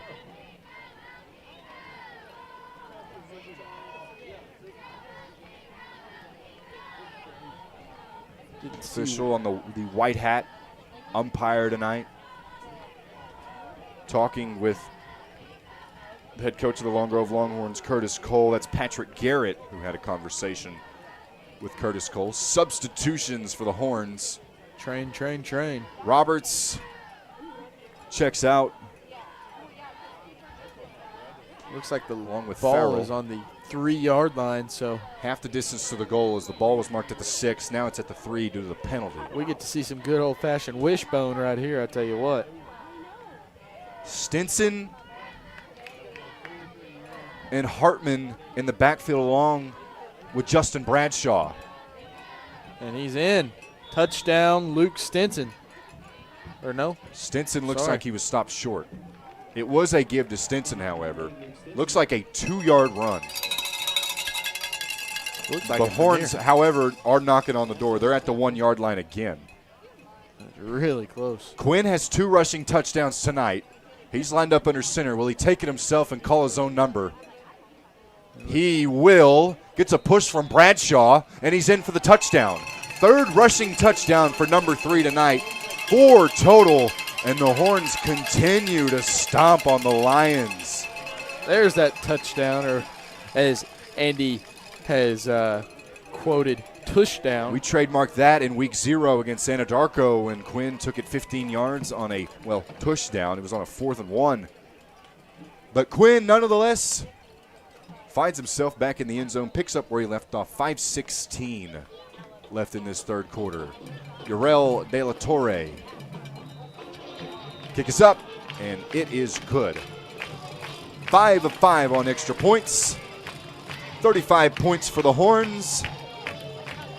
A new season high for the Longhorns, and they're up 35-7. We'll be back right after these words.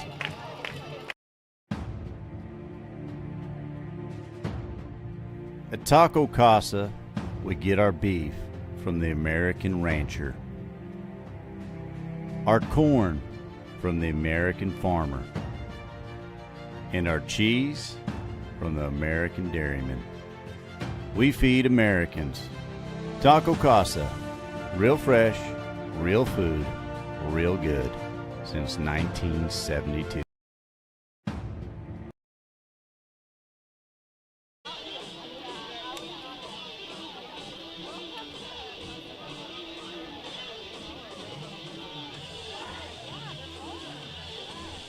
We back in business? You're exactly right. We're back in business. Urel De La Torre will kick it off for the Long Grove Longhorns. 35-7 is the score. Horns in the driver's seat to get their first win of the season, just in time for district play, which is 2 weeks away. Pooch kick up in the air, and is that fielded? Oh, is out of bounds. Nearly retrieved by the Long Grove Longhorns on the kick return. We saw plenty of those. As someone who was a part of the Long Grove Longhorn football program, specifically in high school for your 4 years, so the pooch kick, kind of explain that for the crowd at home who does not know what that's not necessarily a pooch kick, however. No. But that was a popular call by Curtis Cole, especially in games in the beginning where you want to set the tone or maybe you want to catch the team by surprise. What's behind the elements of a kick like that, of a short kick? It started when we had Jackson Lee, who's an exceptional kicker. Great kicker, and he could put that ball. Pitcher, too, great baseball player. Yes, put that ball exactly where you want it. You want it right at that 30-yard line. There's always a guy on each side, but you're going to want to kick it to the right side of the field. Think about number 1, Various Wade. Wade with about a 7-8 yard gain. Continue. But you want it kind of at that 30-yard line because there's that – he doesn't usually catch that ball. You know, usually when you kick for kickoff, you're kicking it deep field. You've got your best returners back there. When you do it right there, it changes the whole flow of their kickoff return. And I'd say 50% of the time, those guys aren't ready for it. They're not ready to take in that ball, and sometimes they can mess up, drop the ball, or if you don't touch that ball, which a lot of those guys don't understand, if you don't. Pitch out to Wade, trying to get to the outside. The edge is contained well. Keller Stanley makes the play. Nice job. Great job by Keller right there. But, if you don't touch that ball, the opposing team, which would be the Longhorns, of course, can still get that ball and claim it as theirs. It's almost like an onside kick, but it's not. And I don't know how many times when I played, we would get the ball at great field position because that would happen. You know, the guy didn't catch it, or we got there in time to make a play, or guy fumbled it. You know, a lot of opportunities, but you also take a chance of, starting the team off at the 30/40-yard line or getting a kick out of bounds, which has happened a couple times this season if you're not having an experienced kicker. Wow. Caden Hartman misses the tackle, but right there's Luke Stinson to finish the job. Hartman punching the ground. I'd hate to be the ground right now. A mad number 12 who met number 12, Clayton Ritchie, and it was looks like Ritchie was able to get back to the line of scrimmage, but not much of a gain. That would have been a loss if Hartman finished the tackle, but still great pursuit right there by the Longhorns. Way to get in the backfield right there by Hartman. Just got to finish the play right there. Punt crew is out. Levi Bechtel is punting. Shouldn't beat himself up too much. 4th down, they're punting the ball. Good punt by Bechtel. It sends Roberts back substantially. He fields it, has blockers, tries to split the defenders, but is brought down by number 7, Bryson Taylor. 35-7, 2:59 to be exact in this third quarter, this Jeff's Auto Service third quarter.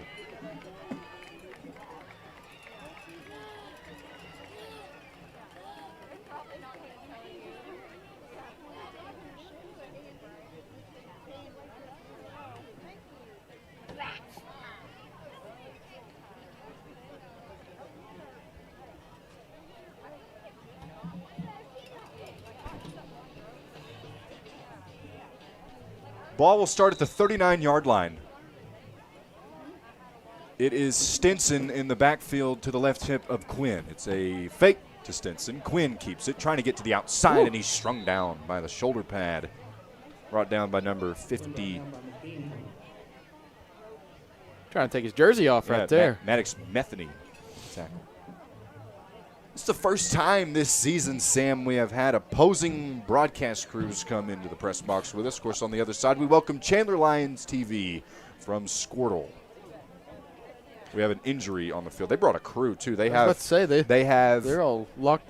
A sideline camera that is working. You can't see it on the picture, but he is on the Chandler sideline. And then, of course, you have the play-by-play announcer. It looks like they have a color analyst and, of course, a couple more camera guys that are up top. I've got a question for you, Andy, while we wait for this. Is there an injury or a timeout? I don't know what's going on, but there is like it looks like there's an injury down on that sideline. Jeremiah Gray has the close-up down there. He's coordinating the camera, and it is a Chandler Lion that is down. Not something you want to see. I know some people. I'm not going to say any names. Some people don't think the moon landing is real. What's your thoughts on that? I think it's real. You think it's real? Yeah. There's that famous line in the Red Hot Chili Peppers song where, you know, everything's made in Hollywood. Space was made, you know, the space landing was made in a Hollywood basement. Yep. So I think it's real. What are your thoughts? I think there's great points to both sides, but I think it's real. You a big flat earther?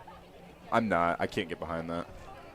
The injured player on Chandler was, by the way, Maddox Metheny, who made the tackle. That just makes my brain hurt thinking about that. And the ice wall. The notorious flat earther was, of course, Kyrie Irving, who got real big into that theory, but you know he kind of had a run where he had some wacko theories, and you know that's just him though, you know. But Kyrie gonna be Kyrie. Exceptional basketball player, but yeah, I can't get behind the flat earth theory. Like long stoppage of play. 2:52 left in this third quarter. Blink and you'll miss this third quarter, by the way. It has flown by. Second offensive possession for the Horns. Quinn, handoff, Stinson, breaks one tackle, squirts through, and he's got a first down. There's a late penalty flag, however.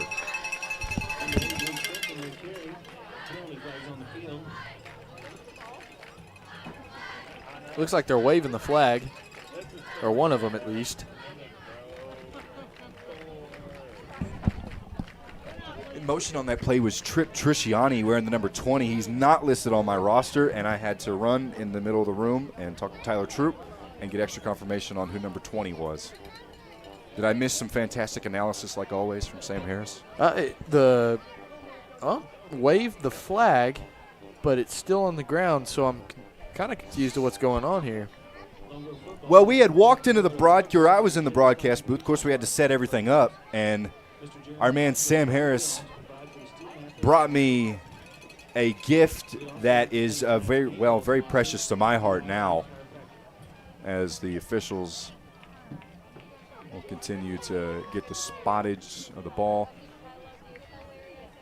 Aaron Wiggins. Chandler football. Aaron Wiggins saved basketball. It's a signed Aaron Wiggins card, signature series. And I believe he got this at a card show last weekend? Yes. Well, I appreciate that. Thank you, buddy. A play fake. Richie looking to throw, has his man. It's Darius Wade, makes the catch, and he's got yards after the catch. He's got plenty of real estate ahead. Darius Wade down to the corner of the end zone, and he's brought down. A near 53-yard touchdown before he was stopped right at the 1. Looks like they'll give him 52. He'll be stopped right at the 1. Darius Wade, who has the only touchdown, it was a 20-yard passing touchdown in the first quarter at the time that knotted up this game at 7. Wade almost had his second right there, and that was just impressive showing. He makes the catch and just runs up the field and almost outran the whole Long Grove secondary.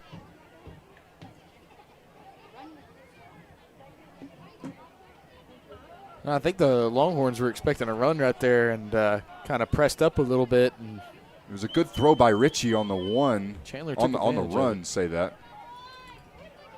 Keeper up the middle. It'll be close, but I believe Chandler's in the end zone. It's a touchdown for the Lions. It's Clayton Ritchie who keeps it up the middle. And that's a 28-point unanswered streak by Long Grove that's broken. Lions will kick the extra point. And it's Levi Bechtel. The holder's Bryson Taylor, number 7. Just the second extra point attempt for Bechtel. Snap is good. Pursuit by Long Grove. It's blocked. There's a flag, however. I think they're going to get him on. Nah, I'm not going to even say it. If the play stands, that will be the second blocked extra point of the year by the Horns. And you can't really give credit to one player because there was a slew of Horns. There was about 4 or 5 black jerseys with their hands in the air running after the kick. Yeah, they called roughing the kicker on that one. That's what I expected. You know, which roughing the kicker, of course, there's running is less severe. Roughing is more severe. Correct. Yes, on punting and kick like field goal, but when it comes to extra point, at this point, it really doesn't make any difference. There's just a roughing the kicker. Yeah. Another. Well, that's a 2-point conversion try that's failed. Stuffed immediately by the Longhorns.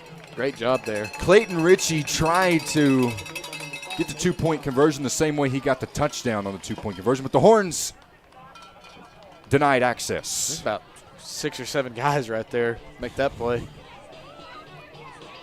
We'll keep it right here. 35-13, 2:21 left in this third quarter. That's brought to you by Jeff's Auto Service.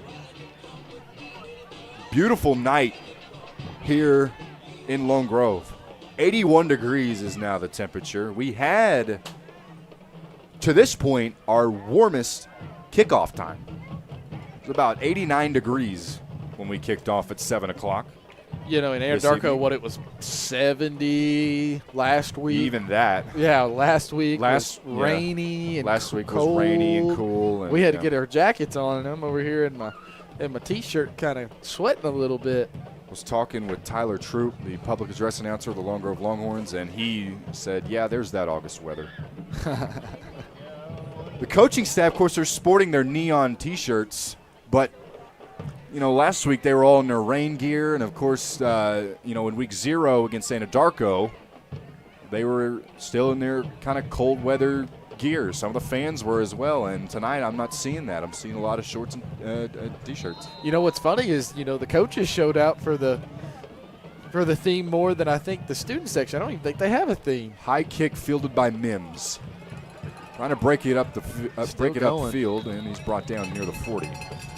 Yeah, of course, it was neon theme is what I got, and I mean, you look at that student section, you don't really even see there's people there, but I don't see a theme.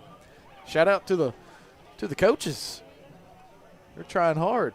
22-point advantage the Long Grove Longhorns, who entered tonight 0-2. Chandler was 1-0. Looks like we got a cramp going on for the Chandler. Had a few injury timeouts. I don't think the receivers on the bottom of your screen, that's Abel, Shorter, and Mims, I don't think they were aware of the injury, and there's no trainer out there. And now there's a substitution. That player is Josiah Tillis, who is kind of gimpy going to the sideline. It's like Scotty Ray checks in. 29 players. 29 players for Chandler compared to the 56 on the Lone Grove roster. It's a throw, looking, and it's caught. Noah Farrell's still up on his feet. Farrell with his first catch of the night. That's now the 5th different target that Tatum Quinn has hit tonight. He has Mims, who's the leading receiver with 5 catches. Jacob Ellis has a receiving touchdown. He's thrown to Keller Stanley. And right there, Noah Farrell. Also has some passes to Caden Hartman. 1.5 to play in the third quarter. 2nd down and 1. It's a give to Kane Roberts, and I'm not so sure he got there. Maybe if Ford Progress is involved. Peyton Arms came in, made a great play. He on this roster here, you look at Peyton Arms and it says athlete. So I'm curious to see how many positions he truly plays. I haven't been paying attention, but not very often you just see athlete. You see that term a lot more, especially in high school recruiting. I remember probably one of the best athletes I've ever seen in doing this, and I'm sorry, Sam, I have to bring this up, but it's Andy Bass, quarterback for Heritage Hall. This is a 3rd down and 1, 48 seconds to play. Quinn is under center. Justin Bradshaw behind him. They'll give him a push, and he's got a first down. Hey, I made him fumble. That's all I care. He was just his ability to run the ball with his legs. Of course, he could throw as well. He had some weapons at his disposal. And if I remember, it was not a... I'd hope he'd be good if you played for Heritage Hall. That's a debate some people get into is, some of the private schools that... Don't even get me started. Yeah. We'll get off of it. But Andy Bass is an athlete. Great athlete, great track athlete as well. Yeah. Quinn throwing, ball's batted down. Dangerous. Great play by Scotty Ray, who's the newly instated Lion, who's made some plays on this drive.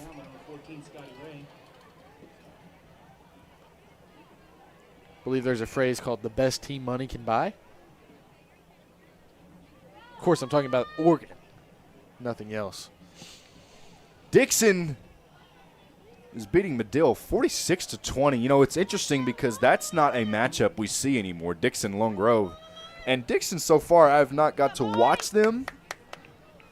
But they have some players on their roster. Of course, they won 35-0 in their season opener, and they beat Medill tonight 46-20, or are beating them. And the Dixon Comets, ladies and gentlemen, beating people up. And that's really a shame, too, as we got 10 seconds left. That'll likely be the final play of this quarter. But, with the reassigned district, especially for the Lone Grove Longhorns, there's a lot of matchups you had a couple years ago that you just don't get anymore now with the new schedule. Yeah, it was definitely strange to see Plainview not be in the same district. Of course, I think it's still great that you get that game every year. It's kind of like your situation with Oklahoma and Oklahoma State. Yeah, no, at a financial standpoint, don't know why they would not have Bedlam. I mean, I feel like Bedlam for OSU and OU brings in so much money. I feel like at some point they're going to bring that back just from. I mean, I don't know why they wouldn't. I mean, if you're in Oklahoma, you know what Bedlam is. I think my personal opinion, and I'll kind of keep this short, but you have Joe Castiglione, the athletic director of Oklahoma, who is going to retire at the end of the year. I don't want to frighten anybody, but it sounds like Chad Weiberg, the athletic director of Oklahoma State, seems to be in his last year as well. Don't know what that means for Mike Gundy and company. I think Mike Gundy may be. Here's what I think. I think if Bedlam's going to come back, it will be when both teams have new athletic directors, which is going to come soon. Yes. I'm not saying that this game is going to be back in 5 years, but there's a better chance of the game coming back, in my opinion, with new athletic directors for both teams. I also feel like, though, with all the NIL, Quinn being chased away, has to run around 2 officials and some evading pressure from Chandler, gets the ball away. It's caught by Roberts. Roberts breaking 2 tackles, Still 3 on his tackles, feet. 4 tackles down the sideline. Are you kidding me? Wow. Oh, Wow. my gracious. A first down after Quinn evaded pressure, backed up to near his own 30-yard line, dumped it to his nearest receiver, which was his running back, Roberts, and that was there was so much great play, but there's a hold. Of course there is. Forget what just happened. There was so much going on that play, Indy. Tatum was running for his life. I saw Brandon Heckenthorne just absolutely pancake somebody. Then you got that run. I tell you what, it sucks on those plays where Tatum's rolling out because it puts the O-line in such a bad position because they don't know where he's running. And so they're blocking him this way. Tatum runs that way, and it causes a hold because the defense player runs the opposite direction, and they're trying to hold on to their guy. Something I've noticed tonight, Justin Bradshaw, number 54, who's lined up mainly as a run blocker, of course, younger brother of Stetson Bradshaw. Something I just now noticed, and he has a Guardian cap on. Yeah, no, he got 11 and a half to play. In the backfield is Stinson. Quinn will snap. Looking, far side, launches it, and it's batted down. Batted down by 6'6" Cale Winters. No, Justin, he's actually in my electrical class, and I guess last week he had a little head-to-head contact that roughed him up a little bit, and just out of precaution, he's wearing that just to save his head a little bit. And, you know, I've had a concussion myself, and it's not something you really want to play around with. They definitely mess up some things. You see it in college. You see it in NFL. I can just think back to last night in the Packers-Commanders game. Romeo Doubs is notorious for wearing a Guardian cap for the Green Bay Packers. Here's Ellis. This is a high, booming punt, and it gets out of bounds, depending on where the spot is. You would think Chris Olave would, with the way they just throw him around, and how many times has he had a concussion? Yeah. Part of the reason why I stayed away from him in fantasy, I think he's a good receiver. It's Great just receiver, yeah. It's just everybody seems to just. How's your fantasy team looking? You in some leagues? Yeah, I'm in 2 leagues. One of them I'm 1-0. The other I lost by 10. Kind of a heartbreaker. I thought Jerome Ford would, score a touchdown, but he didn't as a starting running back against the Cincinnati Bengals defense, which is not good. But you win some, you lose some. It's a toss-up every week. Under center's Clayton Ritchie to begin this drive for Chandler. It's a give to Javarius Wade, and Javarius Wade meet Brandon Heckenthorne. Air Force Academy is going to have their hands full when number 55 steps on campus. I'm proud to say I was in 3 leagues. I am in 3 leagues, and I went 3-0. And I have some interesting matchups this week. I'm facing my former broadcast partner and one of my dearest friends. You know him very well, Aiden Hale. Aiden, bring it on. And we're also facing against one of my dearest friends, Nick Kelch. Facing him in another league. Big Nick. Nick, bring it on. If you're listening, I want it all. I want all the smoke. But I did not have a good night last night. I faced Jaden Daniels.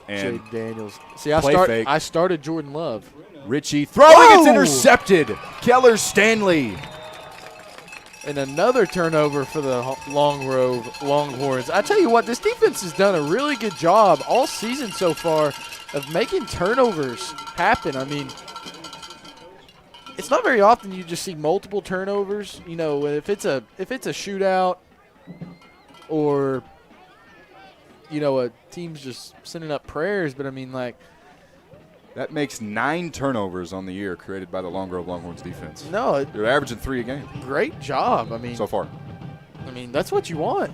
I mean, just make plays. Football's a really easy game, especially when players make plays. That's all it comes down to. Of course, we had mentioned last week in the Plainview game, the problem wasn't the Longhorns. The problem was lack of offense being scored. As here's Quinn, and he's brought down, tackled by Landon Massey. The problem wasn't getting the ball because they forced 3 turnovers. The problem was generating those points from the turnovers. You had 2 early turnovers due to interceptions in the first half, and then you had 1 late. But the problem was they just could not take advantage, and that's part of the process. It's great to get turnovers, but, I mean, Sam, correct me if I'm wrong, agree with me or disagree with me. I think turnovers don't really matter unless you are converting them into points almost all the time. You disagree with that? You're giving me a look.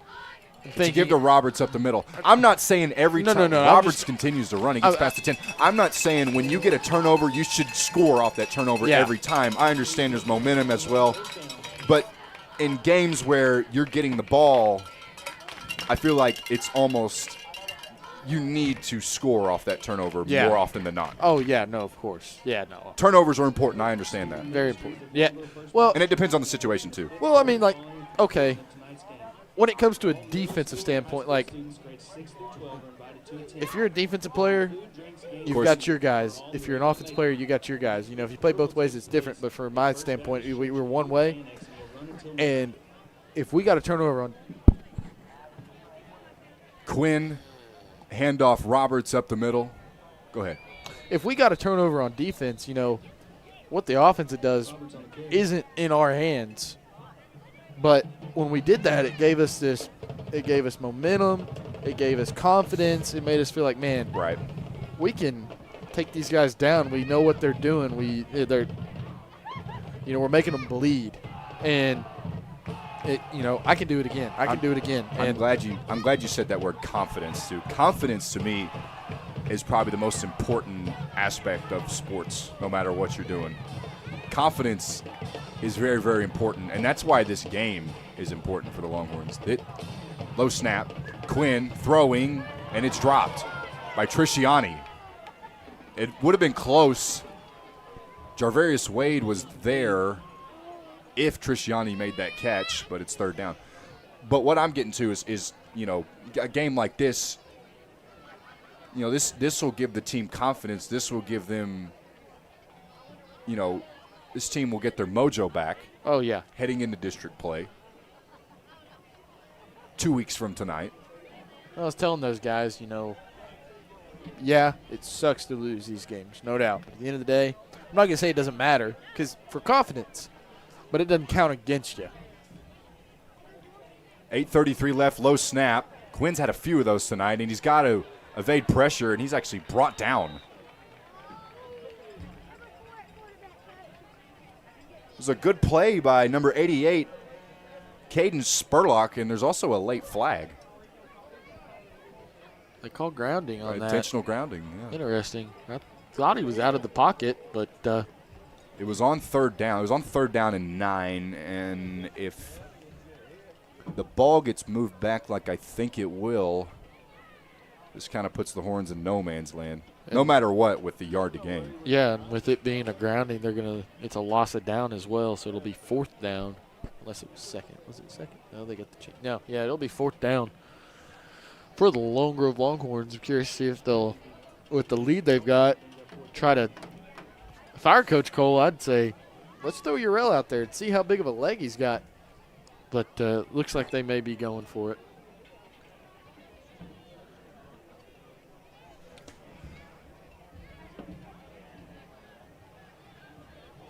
Fourth down,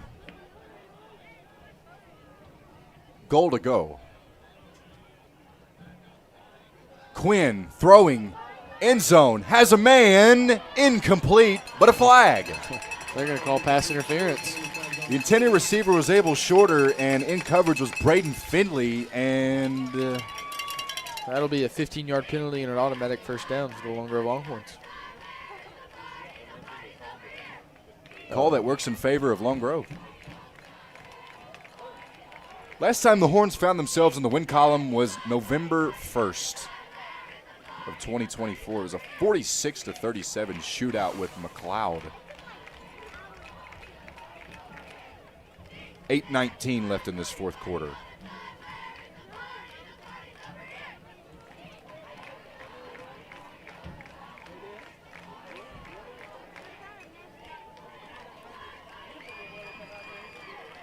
So an automatic first down. And it's first down and goal from the 10-yard line. In our Dave's Trailer Repair fourth quarter.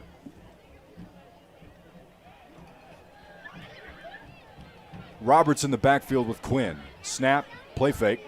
Quinn will look. Good coverage by Chandler. Evading pressure is Quinn. Thrown to the end zone, incomplete. Intended receiver was Elijah Mins, and he got sandwiched right at that goal line. That's what they call a hospital ball right there. Yeah, that was a tough attempt by Mins to make that catch. And it's second down and 10. Clock stops at 8:10.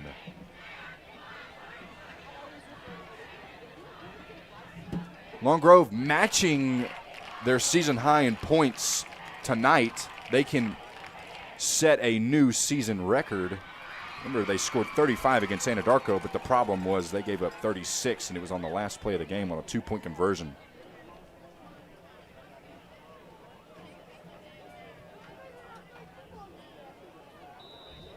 Horns have kept their first two losses competitive. By the way, that was fourth down right there, so Chandler will receive the ball. They'll get it back on offense, and the first play is a give to Javarius Wade. 14 points is the margin for the Horns in their first two losses of the season. You lose both games, but there's. I'm a glass half full versus glass half empty kind of guy. So you kind of look on the bright side of things. Always. They've kept their games competitive, and I'm sure Curtis Cole watched film, saw some things on this Chandler team. We knew Chandler had some momentum heading into tonight's contest. But the Long Grove Longhorns, from the opening kick, have been very efficient on offense. And, of course, defense. They've created turnovers. It's just been an all-around, well-played game by the Horns. Yeah, no, and it also doesn't help after talking to Coach Reeder. I guess Chandler's missing two of their best guys, and obviously that can play a big factor. I don't know. I know it was 42, and I can't remember who else he said. Sam Hall is number 42. Sam Hall, yeah. He said that I think he's a linebacker, great defense player for them. And probably plays both sides as well. Oh, I'm sure. With a Chandler roster, as I've mentioned a few times tonight, has 29 players on their roster. Yeah, with a team that small, 2 players can mean a lot. That is nearly – Long Grove nearly doubles Chandler's roster. They have 56. Heavy in the freshman and sophomore category for Chandler. They make up half of this roster. 10 freshmen, 5 sophomores. It was a penalty flag, I believe. Ball's at the 15-yard line. Fourth down and 5. 6:10 left in this game.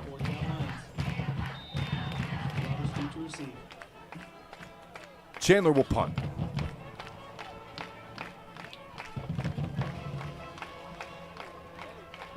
High kick. Bounces near the 35 and takes a bounce, and we'll have some extracurricular activity. It's actually fielded by Roberts.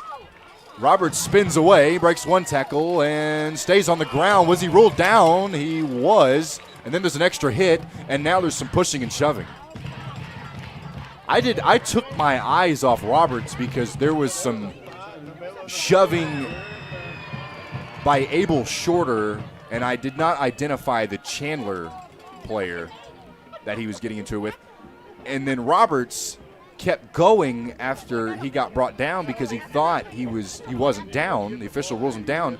And then a late hit by Bechtel, the punter. Things are getting a little testy. Getting chippy, if you will. No team obviously wants to lose, but With that, you get some not so happy feelings.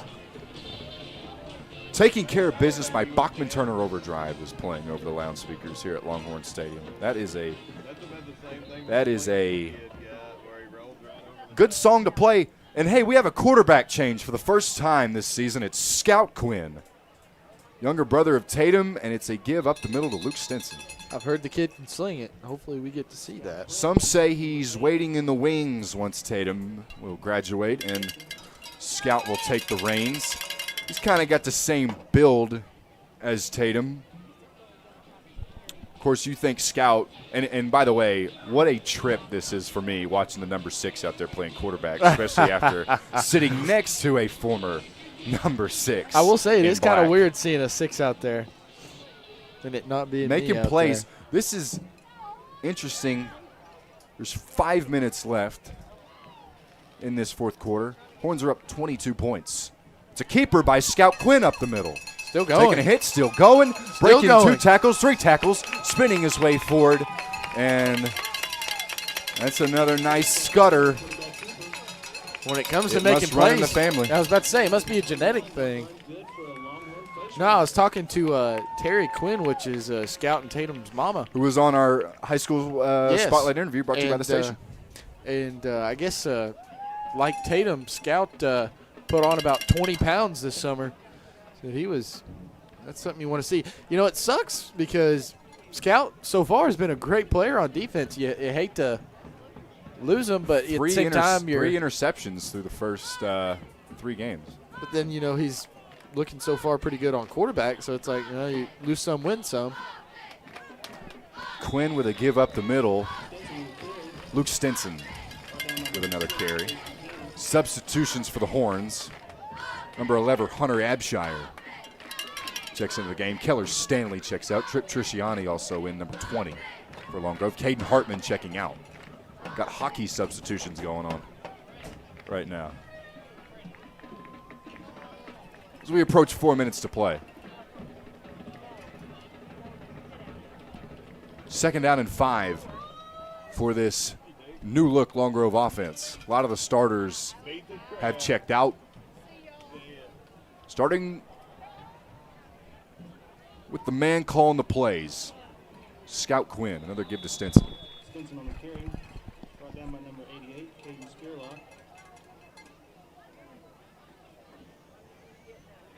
Brings up 3rd down and 4 after the 1-yard carry by Stinson, who is nicknamed the Swiss Army Knife from Sam Harris.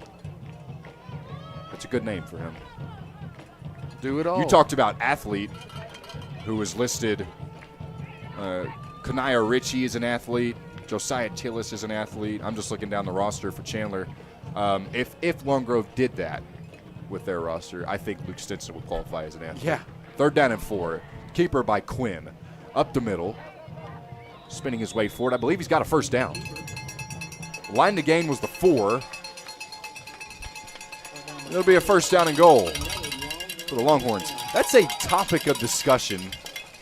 We got under 3 minutes to play, but running the quarterback has been a topic of discussion in all levels of football. Some people may think you don't want to run your quarterback that much, obviously, because you don't want him to get hit. Quarterbacks take hits. Watching John Mateer at Oklahoma last week against Michigan, I don't know if you watched that game or not, but he ran it about maybe 15 times. Yeah. And that's a physical defense that he's going up against. You watch guys in the NFL, this is a low snap. Corralled by Quinn, has to look, throws, lofts it, tipped and caught! Are you kidding me? A touchdown. Abshire, look what I found. Putting the biscuit in the basket with the assist from the Chandler secondary. I forgot. I've lied to you, Andy, and I'm sorry. I have watched Scout play. Nifty play by Scout as well. When I was great awareness. When he was in 7th grade, I watched Scout roll out to his left, right about the same field position they were just at, pressured, and throw the football with his left hand and score a touchdown. Wow. Little Mahomie. Little Mahomie. Kick is up and good. That kid knows how to make plays, and I'll give him that. He did it right there. Got lucky with it not being an interception, but luckily it turned into Long Grove's favor. De La Torre is 6 for 6 tonight on extra points. Great job, Urel. That, if you don't realize, that's really good. 2:13 left. We'll take a quick break and be back after these words.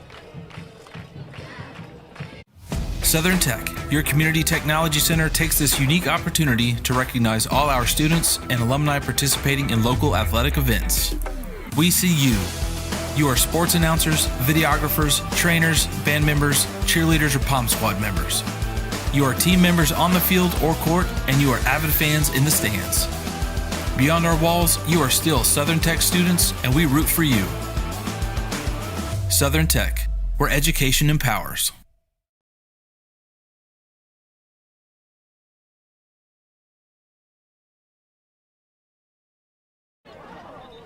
Kick goes out of bounds. First career touchdown for Hunter Abshire in his high school career. Congratulations.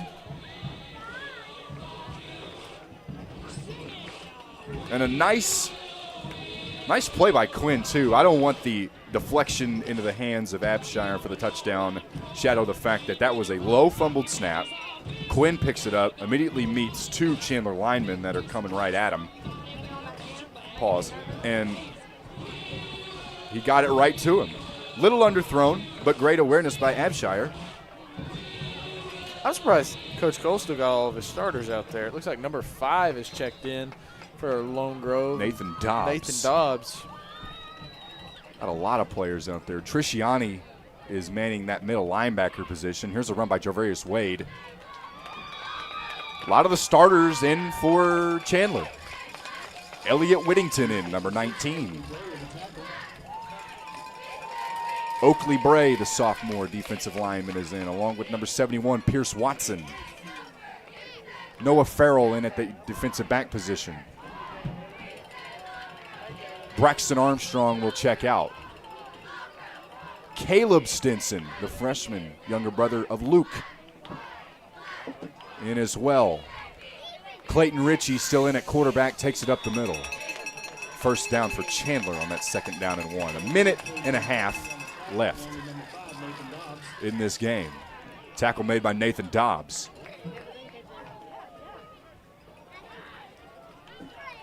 (42-13). Now the largest amount of points scored by the Lone Grove Longhorns in 2025. Zane Hale in number 17. Zane Hale, I've seen he can play. He can play some football. Ritchie throwing, or at least trying to, and he's brought down. Sacked by Brandon Heckathorne. Excuse me, that was not Brandon Heckathorne. That was Rylan Floyd, number 65. The ghost of Brandon Heckathorne still haunts me.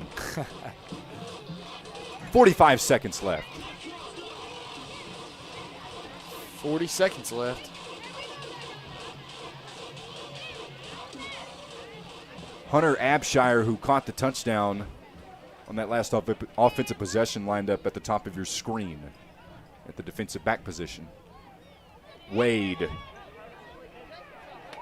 one of his many carries tonight, the workhorse for Chandler. 17 seconds left. Let's see if that's the last play of the night. I believe that will be. The conclusion of this game ends with a passing touchdown for the Lone Grove Longhorns, and they win in convincing fashion. Hello win column for the Lone Grove Longhorns. That's the first time they can say that in 2025, and it was a well-rounded win. 42-13 is your final here at Longhorn Stadium, and the first win for the Andy Dunham, Sam Harris announcing crew. We can get that monkey off our back now. Yep. I had somebody earlier tell me, they're asking me about Lone Grove football, how we doing? Well, they, are 0-2. They've lost their first 2 games, and just blame the play-by-play announcer. That's what he said. He said he blames the play-by-play announcer. Well, it's not us anymore. It's not us anymore. And these boys, they're going to be finally some you know, we got some weight lifted off our shoulders, but so do these Longhorns, man. That's going to definitely make them feel a lot better, especially going in this bye week as they prepare for Seminole, which is a great football team. But they at least know they're capable of winning a football game. Once again, your final here at Longhorn Stadium, 42-13. Longhorns improved to 1-2. Chandler is now 1-1 on the year. Chandler will be at home for the first time in the 2025 season, taking on Clinton for their homecoming. Clinton, a 4A team. The Long Grove Longhorns, of course, will have a bye week next week. Sam, we will not be on the air. Nope. But on September 26th, we will crank it back up in Seminole. Uncharted territory for the Long Grove Longhorns as they will head to Seminole. For the first time as district opponents, they will face them on the road. Faced them last year. Both teams will meet as in huddle form. Final thoughts, Sam. Like I said, in the key factors of the game, I think it came down to players making plays and the O-line locking up, hooking up, and doing their job. And judging by the scoreboard, I'm going to say they did their job. Proud of these boys. They did a great job and played some great football. Defense played really good. And you got fine results. You did. That's momentum. Bye week, preparation now. Of course, you have practice, but, you know, with no game, that kind of throws off your schedule a little bit. But a fantastic job. Speaking of fantastic job, Jeremiah Gray back up top. He was our camera operator. Tonight, you'll get a bye week, buddy. Great job, Jeremiah. You happy about that? Yeah? Seems to enjoy what he does. He's good at what he does. Coordinating your camera here on YouTube. Powered by KICM TV, Andy Dunham, Sam Harris, Jeremiah Gray. That's your crew for the 2025 season. Our first win as a crew. They can't blame us anymore for the bad mojo. Ain't that right, Jeremiah? Andy? Yeah, that's exactly you, right. Sir. Absolutely. Good Honored job, to be Sam. with you. Thank you. Thank you for your gift. Thank you very much to our sponsors. Thank you so much to our viewers listening at home. Once again, 42-13 is your final here in Long Grove, Oklahoma, at Longhorn Stadium. Once again, we will not be on the air next week. It's a bye week, but after that, on September 26th, kickoff is slated for 7 o'clock, and that means district play is now in session. Long Grove at Seminole. We'll have it right here on KICM TV, exclusively on YouTube. With that being said, my name's Andy Dunham. Once again, thank you so much for joining us. Sam Harris. Thank y'all, everybody, for listening. Absolutely. We appreciate y'all more than y'all know. Good job once again, Sam. Good job, Jeremiah. Appreciate it. Got it. Let's go. All right. That does it for us here in Long Grove, Oklahoma. We will see you all in 2 weeks, and we will catch you on the flip side. Good night, Oklahoma. Stewart's Family Dentistry has been providing dental services to the families in this area for over 30 years. Their full range of services include dental implants, bleaching, and cosmetic dentistry, same-day crowns and bridges, orthodontics, preventative, and pediatric dentistry. They'll even file your dental insurance for you. Stewart's Family Dentistry wants to be your family's dentist. Conveniently located in Ardmore, just south of Walmart on Merrick Drive, 223-6720. In Marietta, across from Bank First, 276-3055, and in Medill, across from Amazing Grace Boutique, 795-3360. We are Kerr Pumps. Kerr Pumps has some of the best talent in the entire pump industry. Our goal is to hire the brightest people and give them the biggest challenges to produce the best work of their lives. The individuals work collectively to manufacture high-quality pumps at unbelievable lead times. Located right here in the heart of Sulphur, Oklahoma, at Kerr Pumps, we make it happen. We build pumps, pump testing, pump overhauls. We sell service, unmatched support, and advanced diagnostics. We do build pumps, but we also sell service. Here at Kerr Pumps, we're looking for you. A team of professionals dedicated to being the leaders in the industry. If you'd like to apply in person, we are located at 2214 West 14th Street in Sulphur or online at kerrpumps.com.